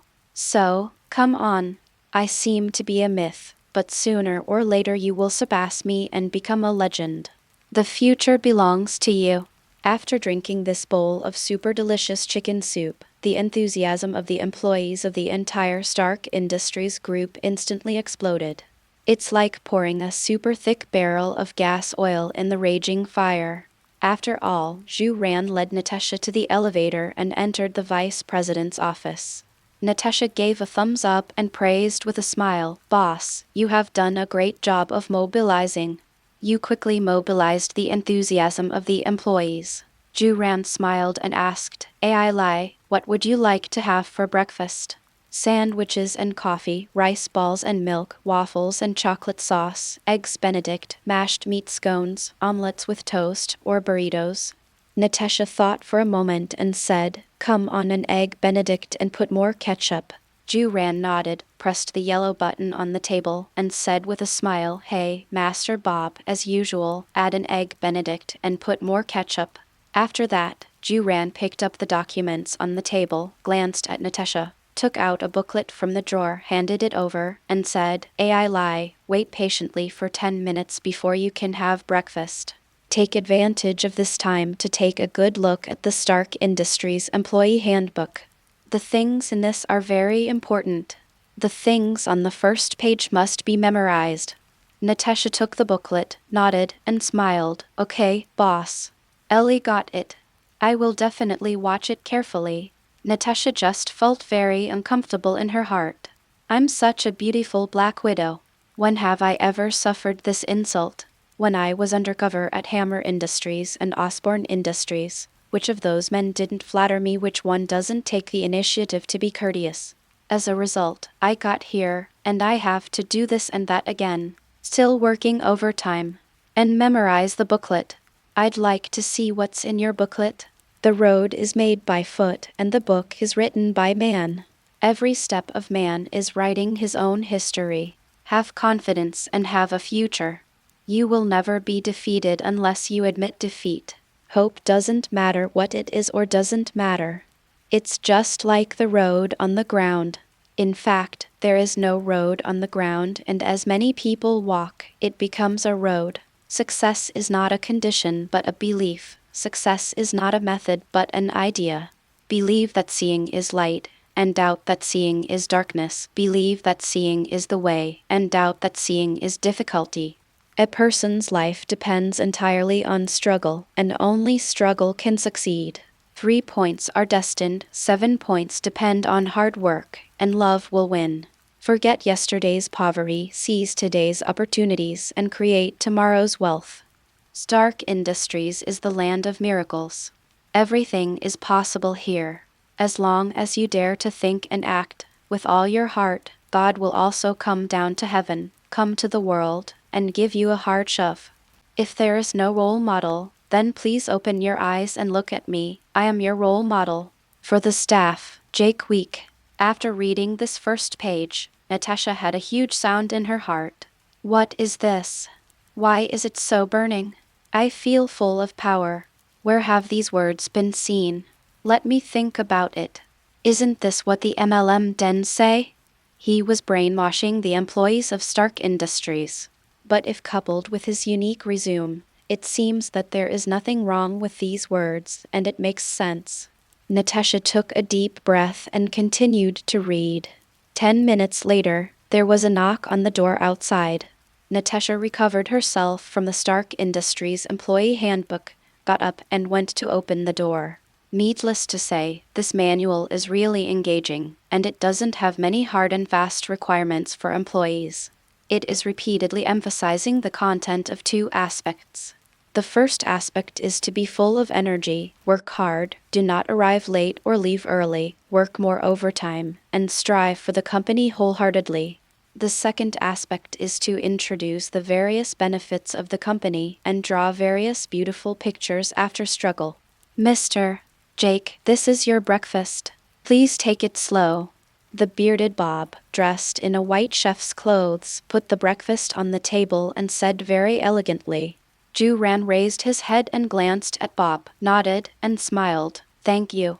Bob smiled and left. Ju-Ran picked up a shrimp dumpling with chopsticks and put it in his mouth, with a very satisfied expression on his face. Natasha looked at the egg Benedict in her hand, then looked at Ju-Ran's exquisite breakfast, frowned, and asked, Boss, what is this shiny thing you're eating? You told me just now. Have you been? Ju-Ran smiled and said, Oh, this is the crystal shrimp dumpling in Cantonese breakfast, which is different from what you eat. Don't you eat American breakfast? And what I asked you just now was the classic American breakfast set. Aren't you American?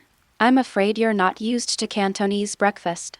Hearing this, Natasha was stunned for a moment, lowered her head, and ate eggs Benedict in small bites. American breakfast? Am I used to an American breakfast? I'm a little homesick.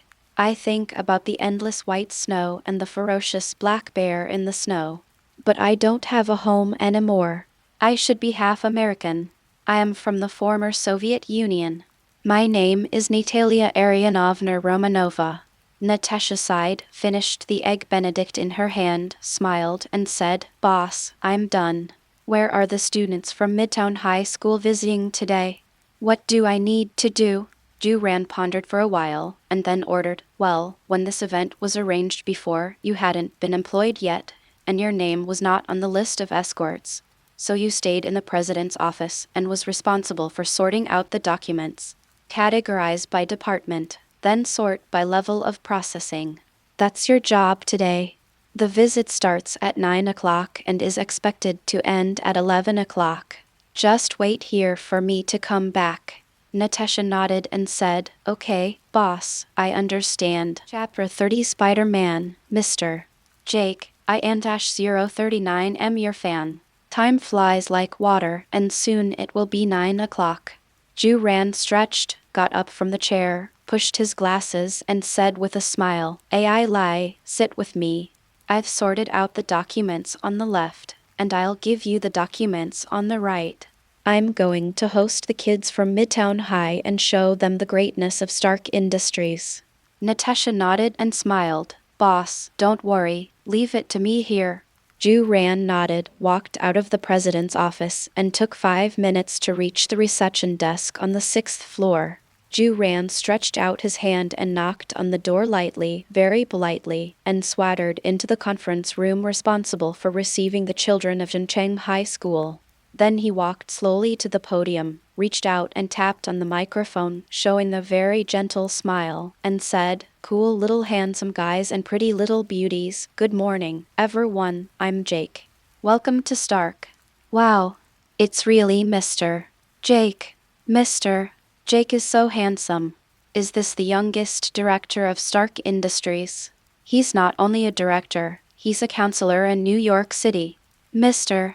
Jake is great. He donates over half of his salary every year. But according to my brother who works at Stark Industries, Mr. Jake is a devil-like leader, very serious. Seriously?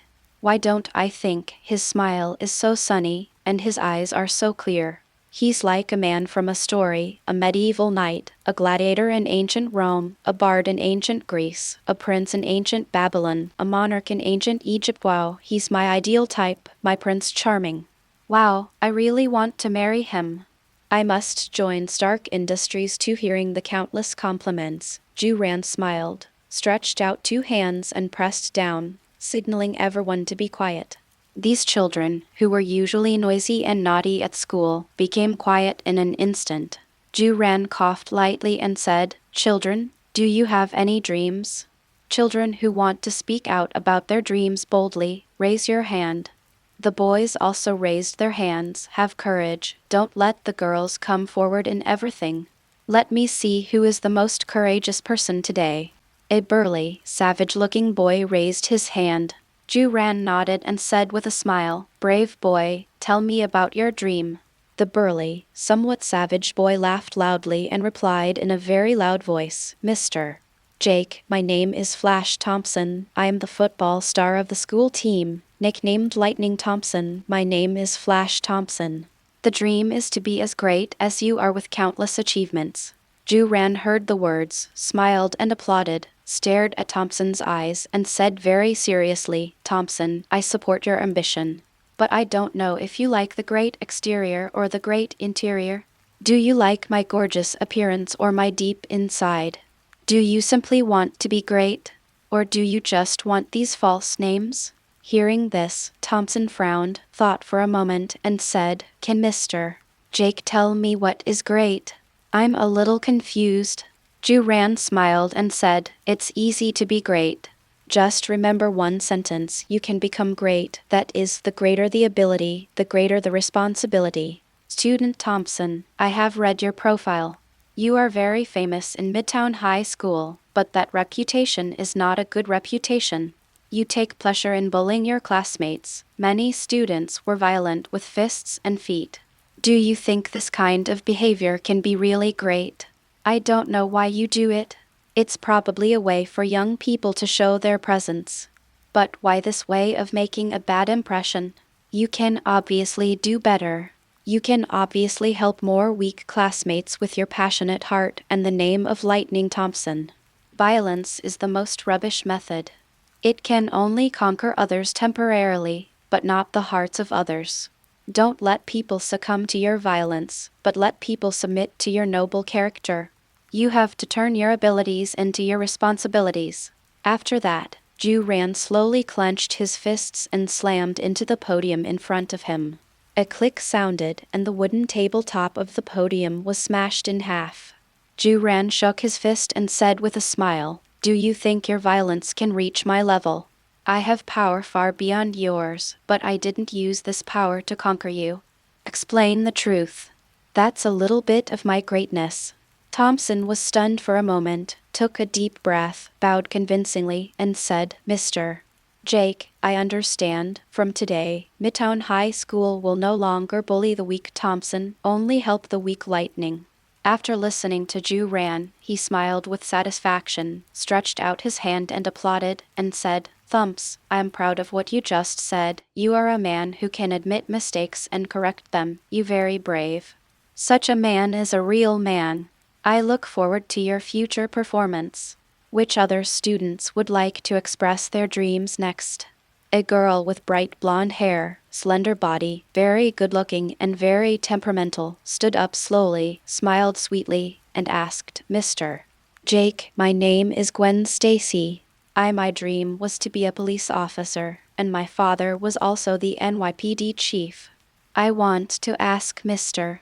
Jake a question. Why did you run through 9 red lights in a row yesterday?" Did something major happen within the Stark group? Or you interfered with the work of the traffic department without authorization and used your privileged status? Shouldn't this be a great act? Well, I'm very curious about this.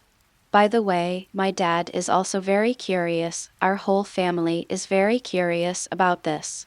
I think all the students here are also very curious. After all, this matter was on today's morning news.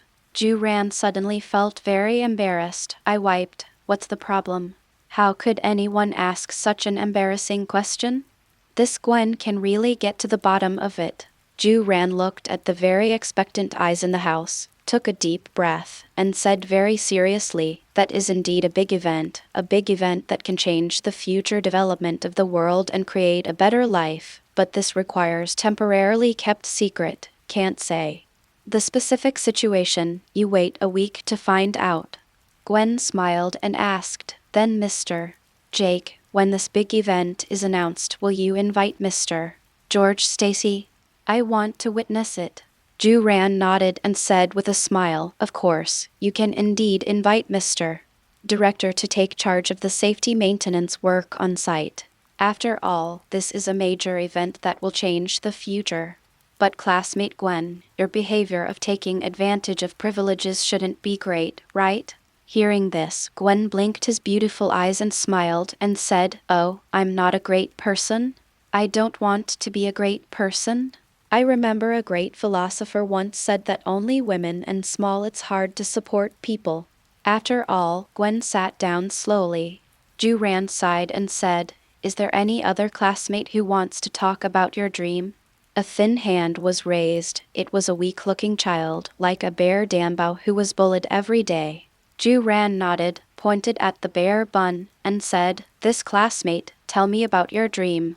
Xing Dambao stood up slowly, took a deep breath, clenched his fists, and said with a smile, Mr. Jake, my name is Peter Parker, I'm your fan. Can you give me your autograph? Mr. Tony Stark is also my idol, Mr. Jake, can you ask him for his autograph for me? Chapter 31 Save Peter Parker who didn't and -039T become Spider-Man. After listening to Xing Dambao's words, Juran was taken aback. Unexpectedly, Peter Parker, who has not yet become Spider-Man, turned out to be like this. He exudes an air of inferiority, even dodging his eyes, not daring to speak loudly. This is clearly a teenager who already has a very problematic character. However, in the list of problematic students given by the leading teacher of Midtown High School, neither Peter Parker's name nor Peter Parker's information was found. Obviously, in the eyes of the teacher, Peter Parker is not an important role, a role that does not need to be enlightened. This kind of behavior is a very typical American behavior. The teachers only pay attention to the children of some high-ranking officials and capitalists. This kind of education method is full of barbarism and arrogance in the bones of the Americans. This is a country that values blood and is full of racism. The school violence that Peter Parker encountered and the current state of it is also the default result of this educational model. After all, Peter Parker has been an orphan since he was a child, boarding at his uncle's house. He is an absolutely vulnerable group, and America has a bullying atmosphere from top to bottom, whether it is diplomacy or social law. Such a boy who was bullied and neglected since childhood became a great superhero after gaining superpowers. Rather than taking revenge on those who bullied him, it was a miracle. Peter Parker looked at Mr. Jake, who had been reluctant to speak for a long time. He didn't speak again, and lowered his head in disappointment. Seeing Peter Parker's appearance, Juran smiled and said, Peter Parker, talk louder for boys. Say what you just said again loudly. Me and Tony's fans don't speak so quietly. And Parker, when you really want something, don't use interrogative sentences, but affirmative sentences, because interrogative sentences are often not firm enough to express your emotions. The most important thing is that these two ways of speaking, the final answer is the same, yes or no, but it sounds completely opposite. Hearing this, Peter Parker was stunned, took a deep breath, clenched his fists, gathered up his courage, and shouted loudly, Mr. Jake, my name is Peter Parker. I'm your fan. I want your signature. Mr. Tony Stark, also my idol. I also want a signature of him. Ju-ran nodded, gave a thumbs up, and said with a smile, yes, that's right. That's what it looks like. Student Parker, you have to stand up and speak loudly. The most important thing is that you have to keep your head up and you have really nice eyes. It's clear and bright. I agree to your request. When the sightseeing is over, come to my office and I will give you this gift. Ju-ran just finished speaking.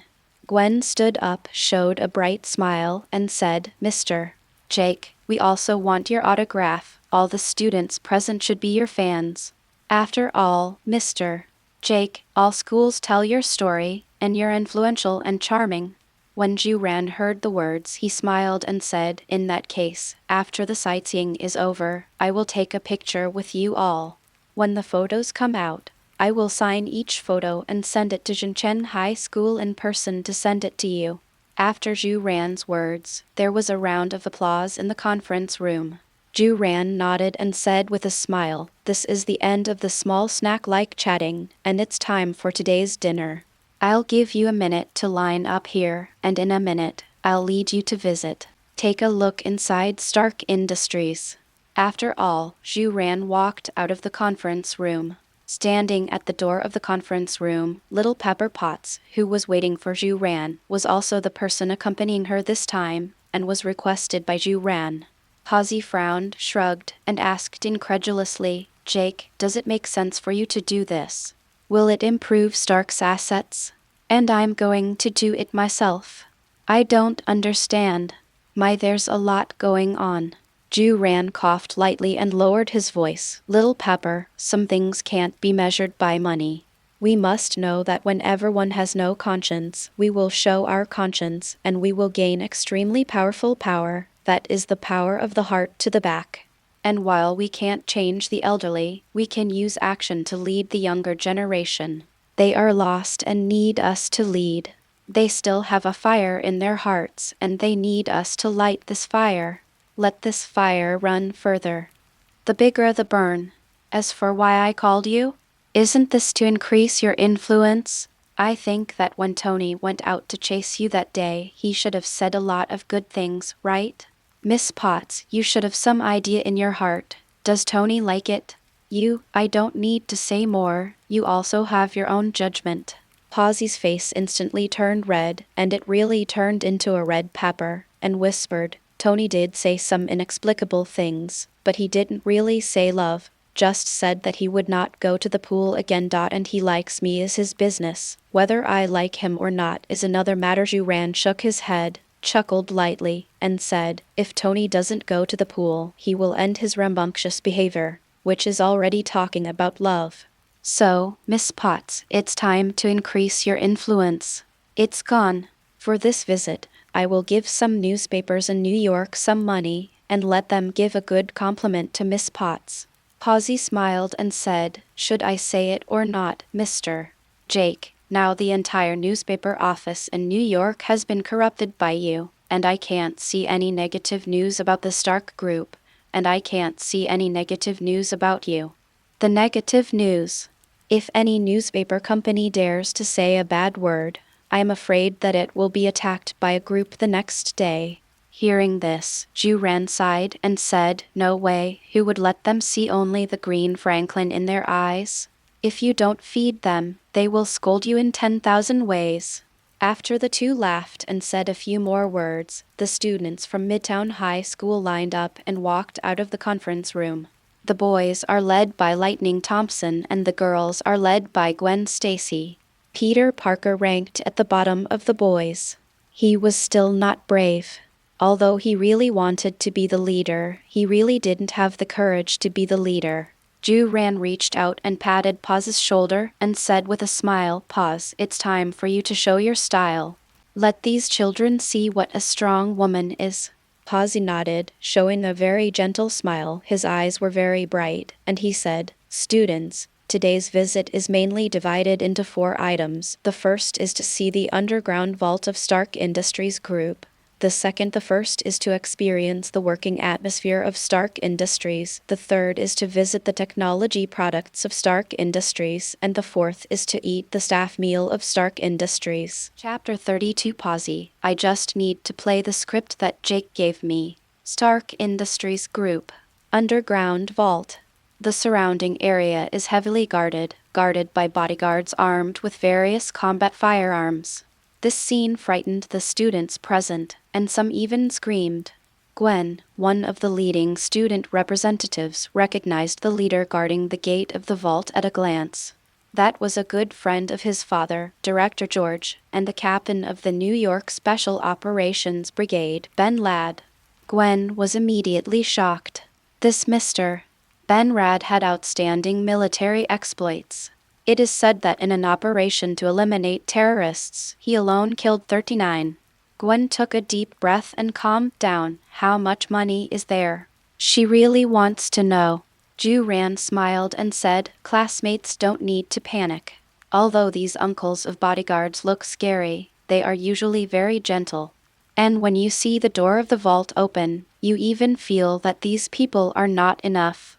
After listening, Pozzi smiled and put his hand on the door of the vault. 3 seconds later, the heavy metal door opened. It is full of green Franklin, like mountains. Is this heaven? Is this the strength of Stark Industries? It's outrageous. I've seen so much money here in my lifetime. Oh, my God. I want to lie here forever and let me die with these green Franklins. Thompson shivered all over and asked curiously, Mr. Jake, how many dollars are there? Ju-Ran smiled and replied, no more, no less, exactly 10 billion. Hearing this number, the students of Midtown High School were shocked that Stark Industries was so rich. That's 10 billion in cash. I am afraid that there are few companies in the United States that can reserve 10 billion in cash. Pozzi kept reciting the speech Ju-Ran handed her a few days ago, coughed lightly, and said, Students from Midtown High School, how do you feel when you see so many Franklins? Honestly. Some boldly say your first thoughts. A boy in a suit took the lead and said, my first thought is that all the money is mine, so that I can do whatever I want. Pozzi nodded and said, anything else?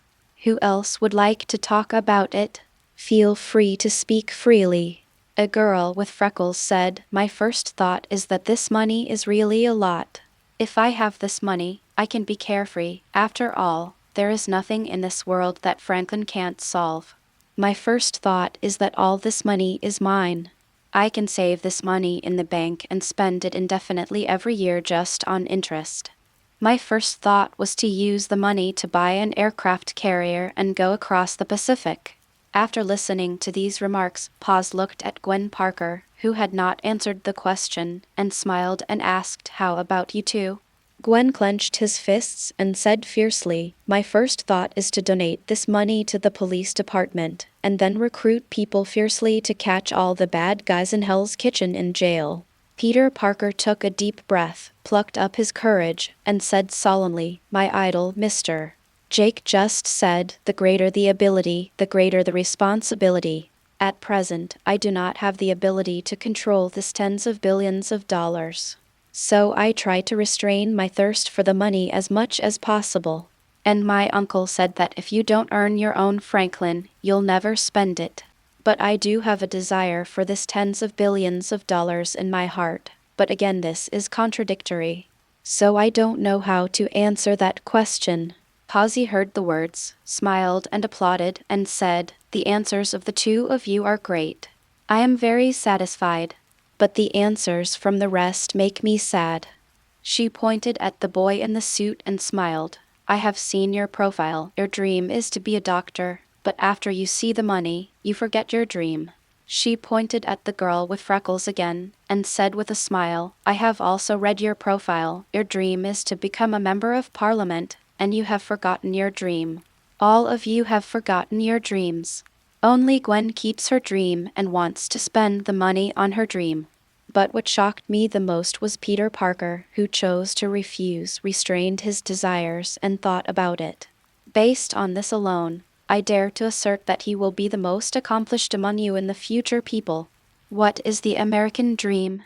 The American dream is not something you get for nothing, but the perseverance to keep moving forward in the face of any difficulties. Always move forward along your own dreams, reject all temptations, and finally successfully realize your dreams. What is freedom? Gaining countless money is not true freedom. Only after gaining countless money can you keep your original heart. This is freedom, and spiritual freedom. What is greatness? Refuse all temptations, have the courage to take responsibility, do not forget your original intention, have the determination to go no matter how difficult the road is, and be able to magnify your advantages, like a bonfire, radiating light. Yes, people, society, and the country make a positive impact. This is the great power, the great responsibility. This is great. Paz resisted the smile on the corner of his mouth and finished this unrealistic speech. In her eyes, Jake is really too bad. He is simply a bad guy who sees people's hearts. He is a capitalist with a little conscience but not much, dreaming of proposals. What a fun way of exploitation. Pozzi coughed lightly and said, "Mr. Jake, please tell me the meaning of the existence of this gold vault." Ran pushed on his glasses and said very seriously, "This underground vault has a name called Dream. The meaning of its existence is to help people fulfill their dreams. I always think that how much wealth a person makes and how much Franklin he earns is not the capital to judge whether a person is great or not. We came into this world naked and we leave this world naked. Franklin is just a way of buying that we created. It's just a piece of paper that has been endowed with wealth. No matter how much money you have, you'll die when you die. Gone. The meaning of a person's life is never for money, but for his own dreams. The purpose of Stark's establishment of this vault is to use this money to help people realize their own dreams. We will work hard little by little to realize the dreams of Stark's employees first, and then realize the dreams of those around Stark. Dreams, then the dreams of New Yorkers, then the dreams of all Americans, and finally the dreams of people on this planet. So, no matter when, please don't forget your dreams, because Stark Group has created a vault called Dream. This is also my latest proposal, a dream proposal. I will submit a proposal like this to the New York City government. Of course, this kind of shortcut dream comes at a price. You need to join Stark Industries Group after completing your dream, create wealth for Stark Group, and realize the dreams of more people. Chapter 33. Tony, kid, how did you get in? After listening to Ran's words, everyone present was silent. After a moment of silence, there was a burst of warm applause and cheers from the audience. I'm going to join Stark Industries. I want to join Stark Industries too. When I graduate from college, I'll be Mr. Jake's secretary. Mr. Jake is really great. Mr. Jake is talking about the real American dream. Mr. Jake, I, Thompson, would like to follow in your footsteps forever. Count me in. With a shocked look on Peter Parker's face, he muttered to himself, "Is this the greatness of Mr. Jake? The greater the ability, the greater the responsibility. Mr. Jake's teaching, I, Peter Parker, will definitely bear in mind." Gwen was stunned, and there was a hint of incomprehensible color in his eyes. No wonder my father often said that Mr. Jake is the most different person he has ever seen. Once he meets him, he will be impressed. He is an extremely great person. His thinking is very advanced. But once he raised his hand to speak, the entire conference would be silent for a moment, and everyone present would have to prick up their ears to listen. Pozzi sighed and turned her head. She couldn't stand the adoration. Jake is really amazing. Is this a no-brainer? Is this the power of the human heart he speaks of? This power is really terrifying. So scary. After the play was finished, the next generation of young people in New York were directly captured. More than 80% of these people will join the Stark Industries Group. Coupled with the reports of various newspapers in New York tomorrow, this dream proposal directly establishes the difference of Stark Industries Group, which has its own style. The style is called Great, and it helps people achieve dream. This is a great company. I'm really sad for Hammer Industries and Osborne Industries. With Jake here, even if they work hard for 300 years, they can't catch up with Stark. Jake is the most politically minded man I've ever met. He redefines exploitation, and he puts an irresistible dessert in front of it. That is dream and freedom. I have to say, this is really a very far-sighted and wise man. I don't know what kind of charisma Tony Stark has. He even got Jake's incomparably sincere friendship. Ju-Ran coughed lightly, smiled, and said, I show you the underground vault this time, just to tell you that money can't be the only thing in people's eyes, and even if there are a lot of them, don't forget your dreams. Hope never bow your head like Franklin. Because once you bow your head like it, you will become their captive and lose the light in your heart. If people of your age lose the light, it means that the country has lost the light. The greater the ability, the greater the responsibility. If you don't forget your original intention, you will always be there. After Ju-Ran's remarks, the audience boiled again. Hearing the cheers, he felt a little moved. Sure enough, the blood of young people is not cold yet, and the blood of young people is not cold yet. To be the leader of these young people's thoughts is to win the hearts of Americans in the next 30 years. Idle. In this way, he has the political capital, which is his future promotion posture. Ju-Ran is a person with a clear purpose.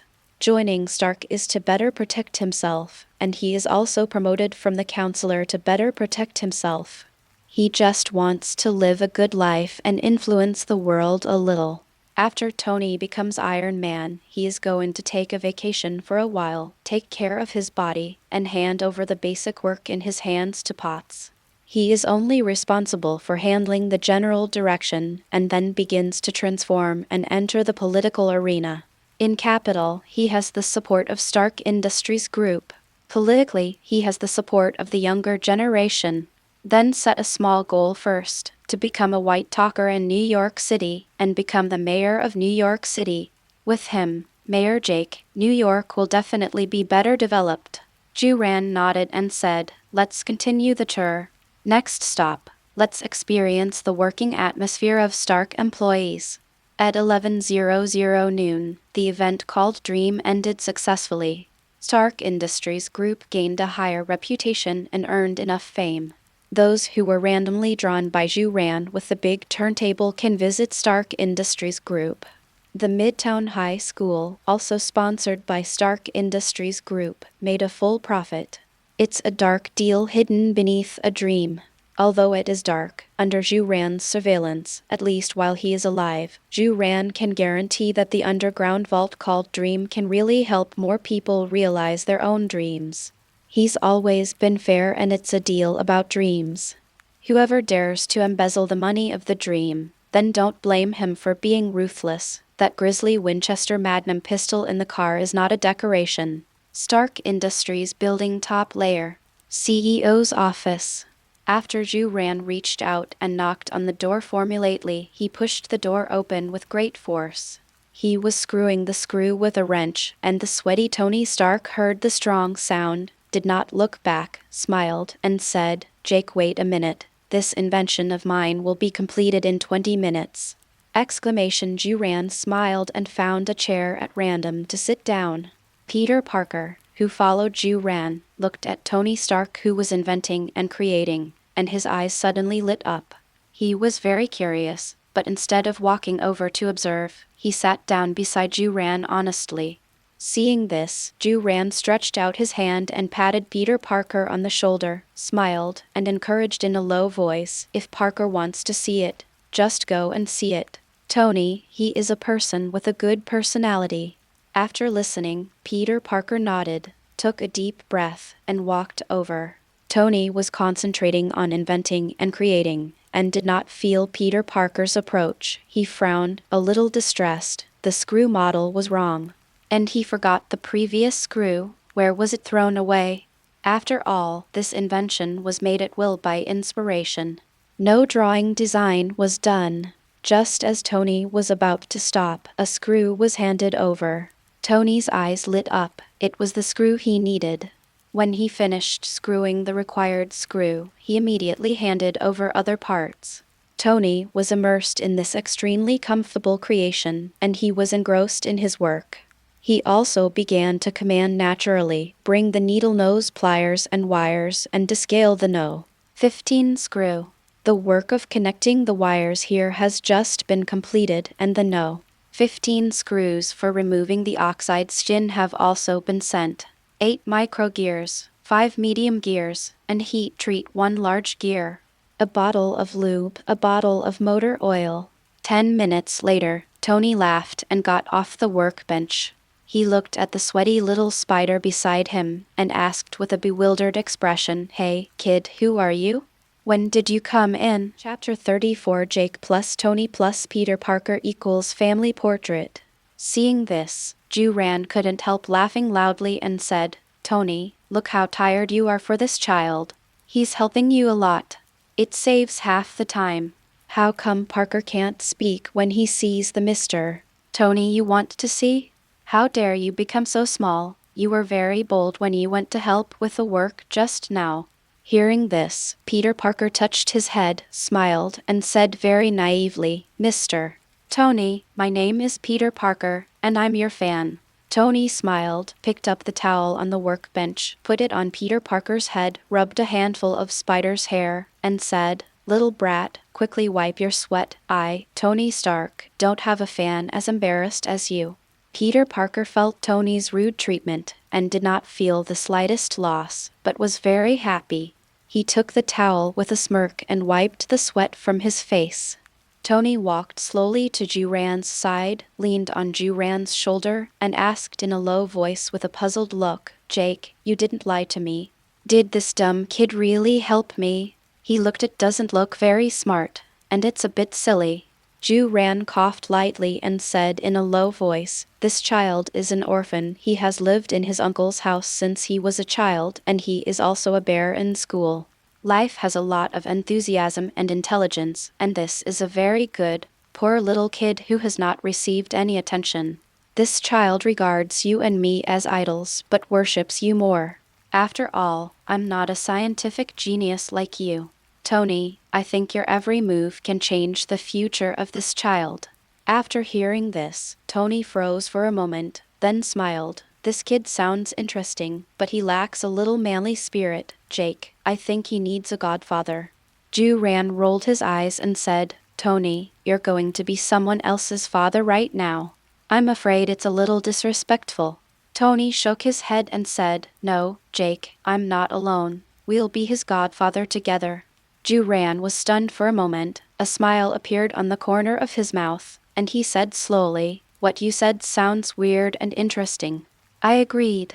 Tony smiled, patted Ju-Ran's shoulder fiercely, and said, "Jake, I always feel that we are very similar people. Although you look serious on the outside and you do things with the same seriousness, but our insides are the same, with a deep connotation, the loneliness of a genius, and the playfulness of a child. So even if you're serious, but I don't hate being serious, if you compare me to a hot joke, you're a bad joke." Ju-Ran nodded, smiled and mocked, "No. There is still a difference. At least I will not be indecisive in love and keep my purity, but you have been through battles and linger. So many promises, Tony, you must be suffering. However, a promise is a promise. The matter of being a godfather still requires the consent of the child." Tony coughed lightly, pointed at Peter Parker, who was still wiping sweat, and said with a straight face, "Hey, kid, come here, mister. Jake and I have something to talk to you about." Peter Parker ran over with a smile, bowed his arms, showed his muscleless biceps, and said with great enthusiasm, "Mr. Tony, Mr. Jake, what's the matter? Are you going to invent again?" Peter Parker is always ready. Tony continued to be stern, his eyes fixed on the little spider's eyes, and he said very seriously, "Peter Parker, you have received Tony Stark's approval for you. I am very satisfied with your work just now. This is the first time I have recognized a child. You are a genius. So, Peter Parker, would you consider being my godson? To be the godson of the greatest genius in the world." Peter was stunned, and was instantly stunned. But what shocked him even more was still behind.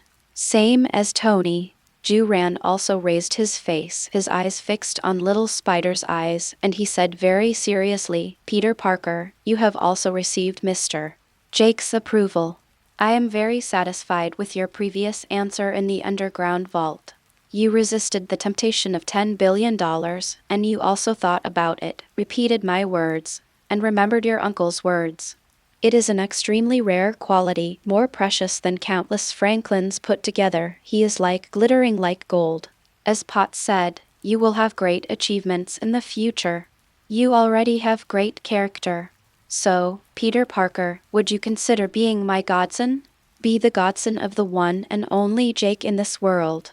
Peter Parker was completely stunned, and there seemed to be bursts of thunder in his mind, and his whole person was numb at this moment. "Mr. Tony wants to be my godfather. Mr. Jake wants to be my godfather too. Oh, my lord. What day is today? I must be dreaming." Looking at Peter Parker in a daze, Tony felt very embarrassed, turned his head sideways, and whispered to Ju-ran, "Jake, are we rejected?" Ju-ran coughed lightly and replied, "Tony, I feel like he's just caught in a surprise and can't extricate himself." Tony raised his eyebrows and said with a smile, "Jake, I think I was a little sloppy just now. This kid really wants to be a goose." Ju-ran smiled and said, "Tony, did you choose the person? It's too late for you to go back. However, I am very optimistic about this child. If you don't want to, then I will be his godfather alone. I will raise him to be as good as me." Tony couldn't help but rolled his eyes and said, "Then this kid has lost the joy of living. He should follow me and become a happy person. Being with you will only waste his talent. Only I can make him change. You have to be more genius, you can't do this. So, he'd better follow me." Peter Parker finally recovered, tears welling up in his eyes, looked at Tony and Ju-ran, smiled, and said with trembling all over, "Godfather." Tony smiled, reached out and rubbed Peter Parker's hair fiercely, and said, "Parker, the first thing the Godfather told you. Men don't cry easily, always laugh." Ju-ran reached out and wiped Peter Parker's tears, and said solemnly, "Parker, the Godfather tells you the first thing. Men can cry, but they must not be seen by women." Tony raised his eyebrows and said, "Parker, Godfather told you the second thing, after being bullied. Take the initiative to fight back." Ju-ran shook his head and said, "Parker, the Godfather told you the second thing, after being bullied. First exercise yourself, become stronger, then fight back and beat him hard."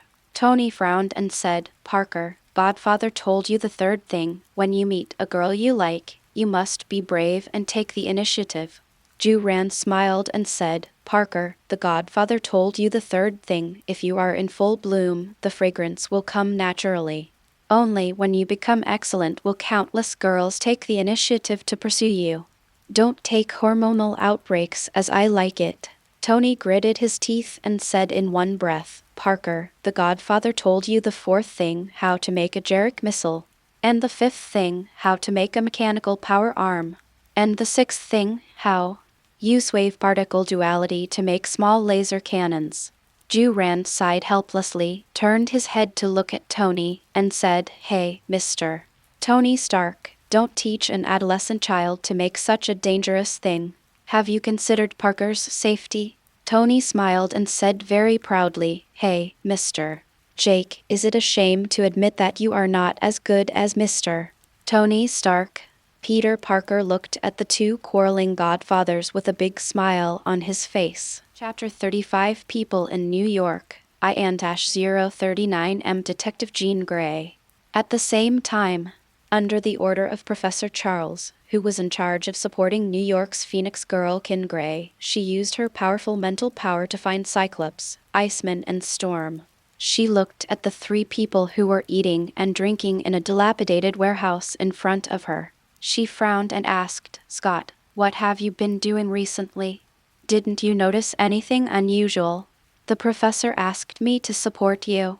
He said you might be in danger. And I feel like you're in such a good state of mind."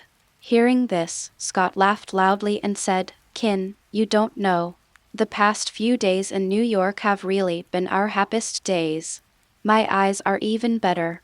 Iceman nodded and said, I really can't be this happy anymore. I feel like my whole person has a new look. Storm also nodded and said, Kin, it's really a beautiful thing to be able to use her superpowers at will. It's something I never dared to think about before. And this mission is not dangerous at all, and we didn't find anything unusual. We are responsible for sprinkling water in Queens, New York. Tin Gray sighed helplessly and said, Then we may have really met a powerful enemy. Even if you didn't find anything unusual, he must be very strong. Hearing this, Scott pushed on his black sunglasses and laughed. That's really good. I must let him try the power of my Cyclops. Let him taste the taste of lasers. There is no us an enemy that the cops can't beat. The Iceman coughed lightly and reminded, Scott, don't talk so much. We can't beat Magneto together, but don't forget him. Scott snorted coldly and said, This time is different from the past. Today's Scott is not yesterday's Scott. How can the victory or defeat be decided if we haven't played yet? These days, I can be reckless every night. Release the laser. My ability has been greatly improved. Storm Girl shook her head, a little helpless. This Cyclops is usually very gentle, very elegant, and looks like a gentleman, but as soon as he sees Kin, he changes. He really wants to show his strength and wants to release the charm of a man, very like Africa the spring male lions on the prairie. Cyclops, sometimes passionate love can scare people away. You are still too young. Jean Grey shook her head and said solemnly, You guys wait here first. I have a strong mental power. I will go check it out first, and once I find anything unusual, I will use my mental power to notify you. You are ready to support at any time. By the way, the professor also told me that we are now in a period of great change, and we must leave a positive impression on people. Therefore, you must be careful not to be discovered. Although we are helping S.H.E.L.D, we are not doing a good thing.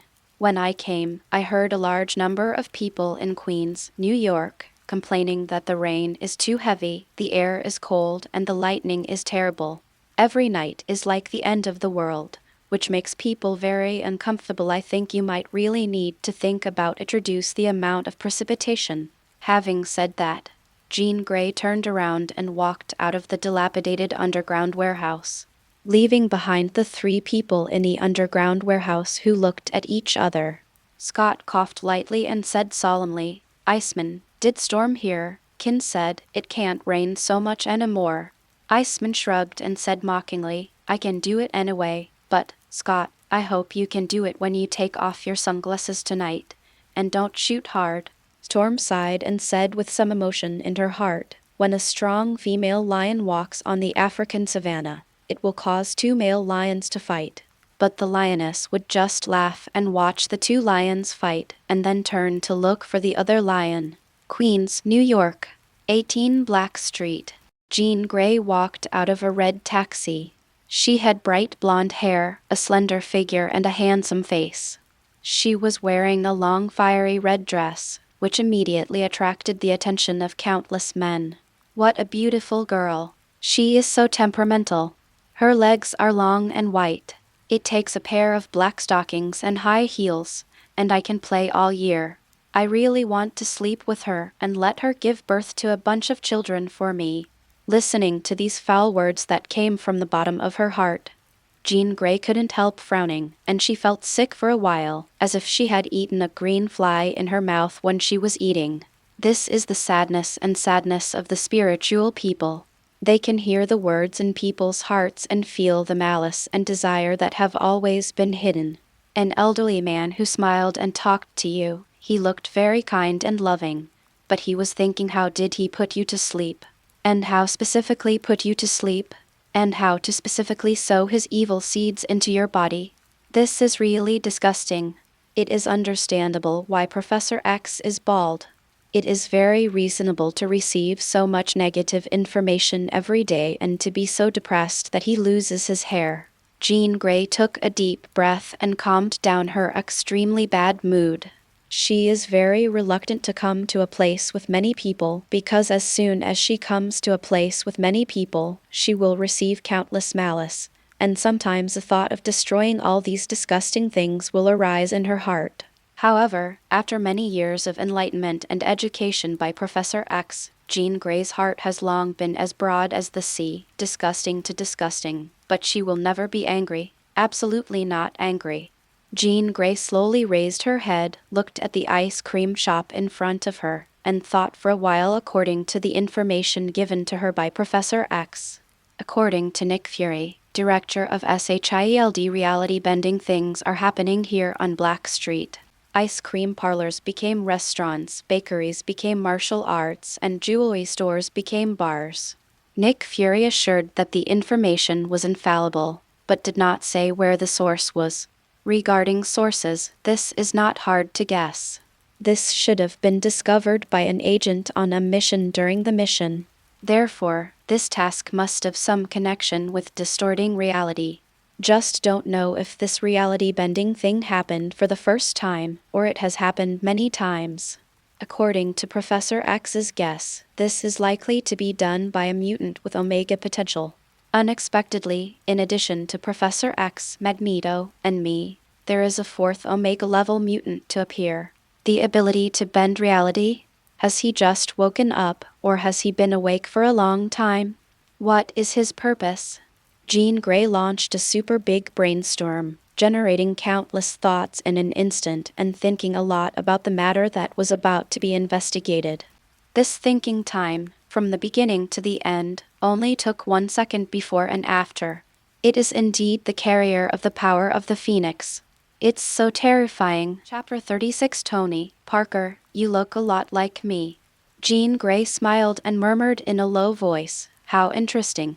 Let me take a look at the place where this Omega-level mutant has been. Then I slowly walked into the ice cream shop in front of me. She randomly found a seat away from the crowd, near the corner, and ordered an ice cream, symbolically the most classic ice cream in America, Häagen-Dazs. If you love her, take her to Häagen-Dazs. This is a very classic advertisement. No one in America has not heard this advertisement. If you love her, take her to eat Häagen-Dazs. Jean Grey is very elegant, eating Häagen-Dazs in small bites, with a sweet smile on the corner of her mouth, and her every move is very natural, like a sweet girl who loves ice cream. After eating Häagen-Dazs, Jean Grey's eyes flashed a fiery red color. She slowly closed her eyes and gently mobilized the part of the Phoenix power that she could use. From the microscopic level, I began to carefully feel the power that can distort reality. She is extremely confident in her Phoenix power. Professor X has said that it is a very great and very supreme power. The shape of that power is a phoenix with wings that can easily smash the power of microscopic matter.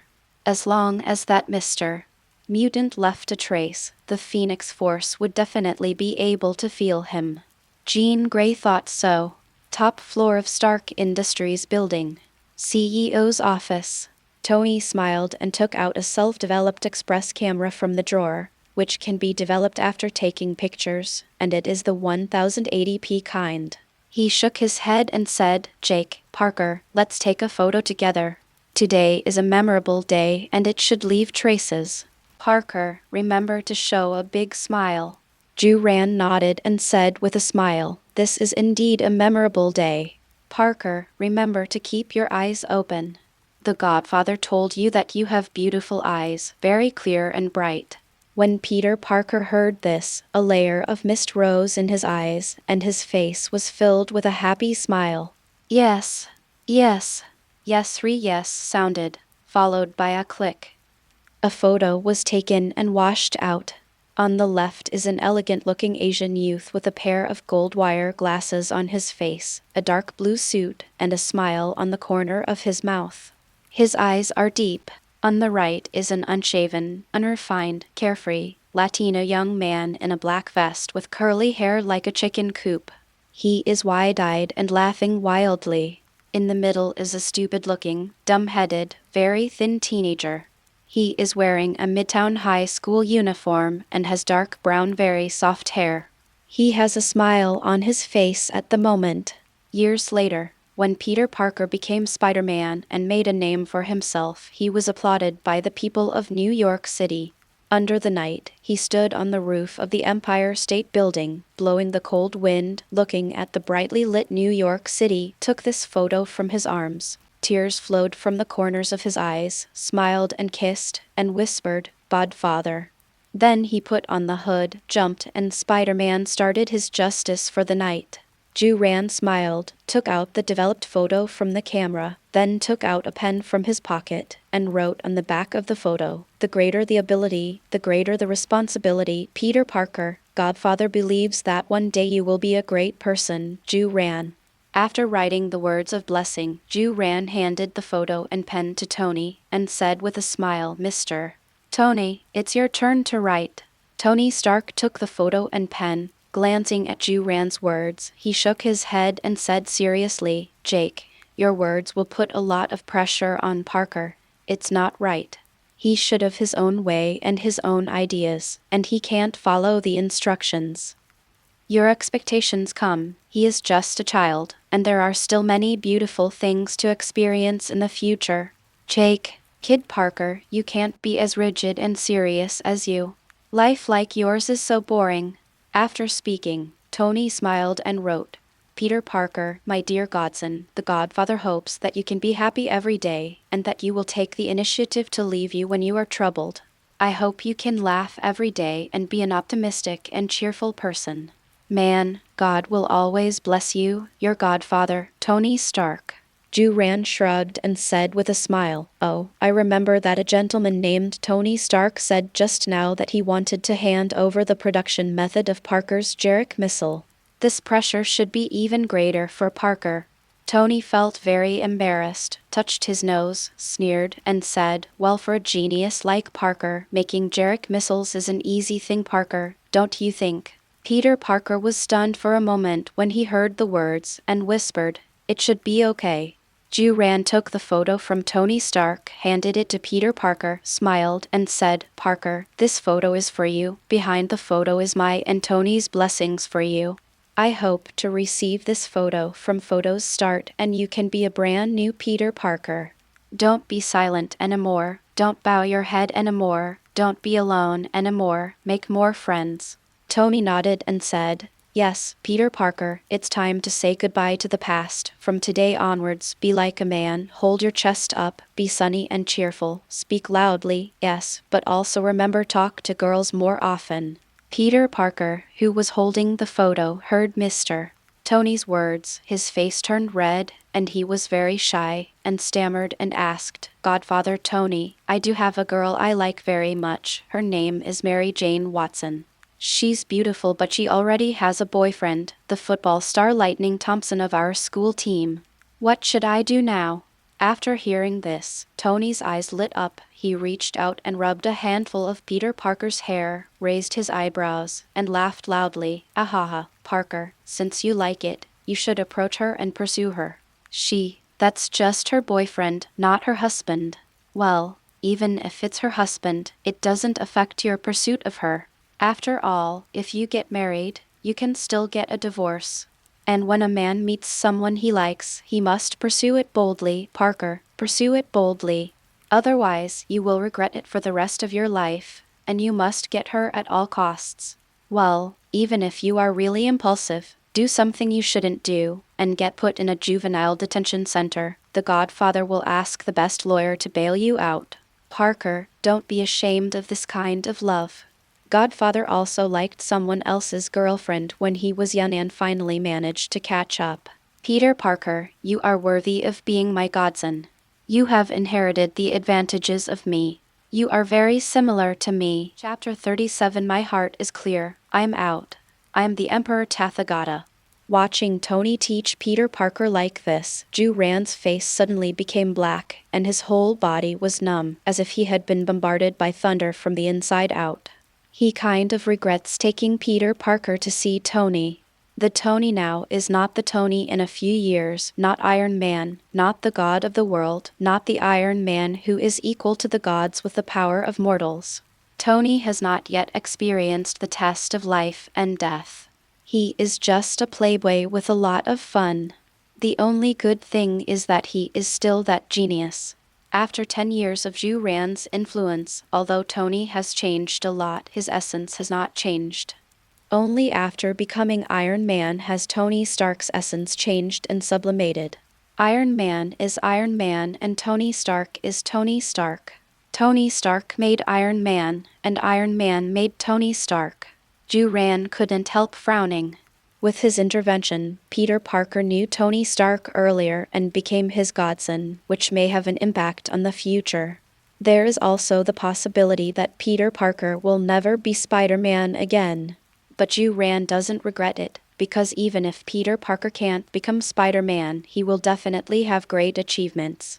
Everyone remembers the Spider-Man who shuttled between the high-rise buildings, but forgot the boy under the spider mask. The boy named Peter Parker is a genius, an extremely smart genius. His IQ is second only to Tony Stark. The poor rely on mutation, and the rich rely on technology. Now that Peter Parker has become Tony and I's godson, with Stark Industries behind him, it doesn't matter if he becomes Spider-Man or not. Should he just go to the tech tree? It's not impossible to come to the second generation of Iron Man. Zhu Ran smiled suddenly, and he also had a clear understanding in his heart. I should have thought of it, and I should have thought of it long ago. Isn't the future already changing? It has changed since he came into the world, so what does it matter if it continues to change? In the golden spiritual space, 3 golden figures like the sun were sleeping. The 3 golden figures sensed Zhu Ran's changes and opened their eyes in unison. A casually dressed, somewhat lazy golden figure smiled and said, "Too, there is one of my monks who was born." As soon as the voice fell, there was a violent tremor in the spiritual space. After the tremor, a golden lotus grew out of thin air. The lotus bloomed in an instant, and in the lotus sat a Buddha with his hands folded. The Buddha was wearing a gorgeous cassock, with a golden sun behind his head and a string of golden Buddha beads hanging on his chest. His face was neither sad nor happy, and he slowly opened his eyes. The lazy golden figure looked at the newly born Buddha, yawned in his mouth, and asked with a smile, "You, why were you born?" The Buddha smiled slightly, clasped his hands together, and replied, "To the world-honored one, my mind is clear about my life." Hearing the words, the lazy golden figure smiled and said slowly, "The mind is enlightened, enlightenment is enlightenment, enlightenment is the Dharma, and the Dharma is the Tathagata. This world has not collapsed, this body has not fallen, it is not full of infinite merits and virtues. I can't take it lightly. In this way, I will give you the name of the Tathagata and walk the world for me. I once said that in the heaven and the earth, I am the only one.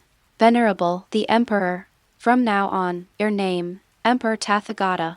After the Buddha heard this, he suddenly became enlightened, laughed loudly, and said, "The fruit of the 3 bodies comes from the mortal roots, and the causes and conditions of the 6 realms have no traces. Thank you, world-honored, for your name. From now on, my name will be Emperor Tathagata." The lazy golden figure waved his hand and sent the Emperor Rulai out of this golden space. He turned his head to the side, smiled, and said, "You too." I took a look at it with a vision of the future, that is, Janjualea consciousness. The future will be very lively. After hearing this, a golden figure frowned and asked, "It's lively? But is it the influence of that stone?"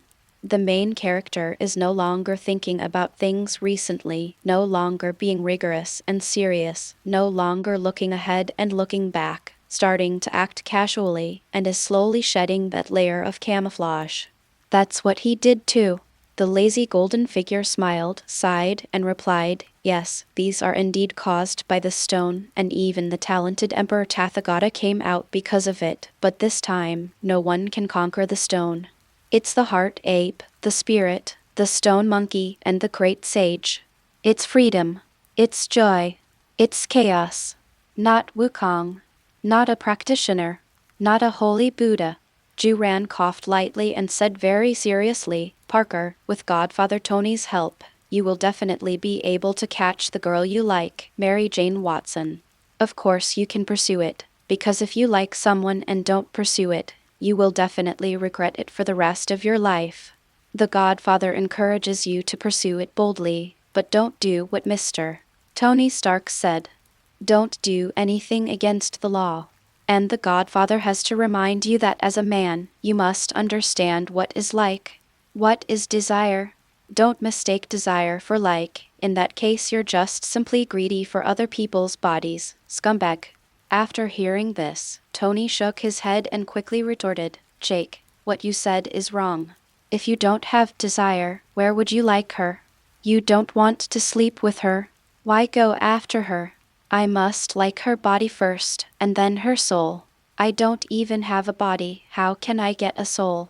A woman I don't want to get her body, then I must not like her. So, it's not cheap at all. Ju-Ran nodded and said solemnly, Tony, I want to tell you something. A big thing. A very important thing. Tony frowned and asked curiously, Jake, what's the matter? Ju-Ran pointed his finger behind Tony and said with a smile, Tony, Paz heard what you said just now. Tony froze for a moment, then slowly turned around. Paz snorted coldly, glared fiercely, clenched his fists, slammed the door and left. Tony took a deep breath, raised his middle finger to Ju-Ran, and said slowly, Jake, you kidding me? Twice. Then he ran out of the door, and while running, he said, Pause, listen to my explanation. Ju-Ran smiled, looked at Peter Parker, and said, Parker, do you understand? Peter Parker nodded fiercely, extended his thumb, and praised. Godfather Jake, I found that Godfather Tony is worse than you in invention and creation, and the rest is not as good as you. Godfather Jake, what you said, Parker must keep in mind. Ju-Ran smiled and touched the little spider's head and said, Mr. Tony can't hear this, he should be angry. Peter Parker nodded and said with a smile, Godfather Jake, I see it. Godfather Tony is going to be strong all his life. All right, legends, that's it for today. If you're ready for the next chapter, smash that like button and flood the comments right now. Remember, we've got 3 days to prove this story needs to continue. Subscribe so you don't miss the drop, and I'll meet you in the next audiobook.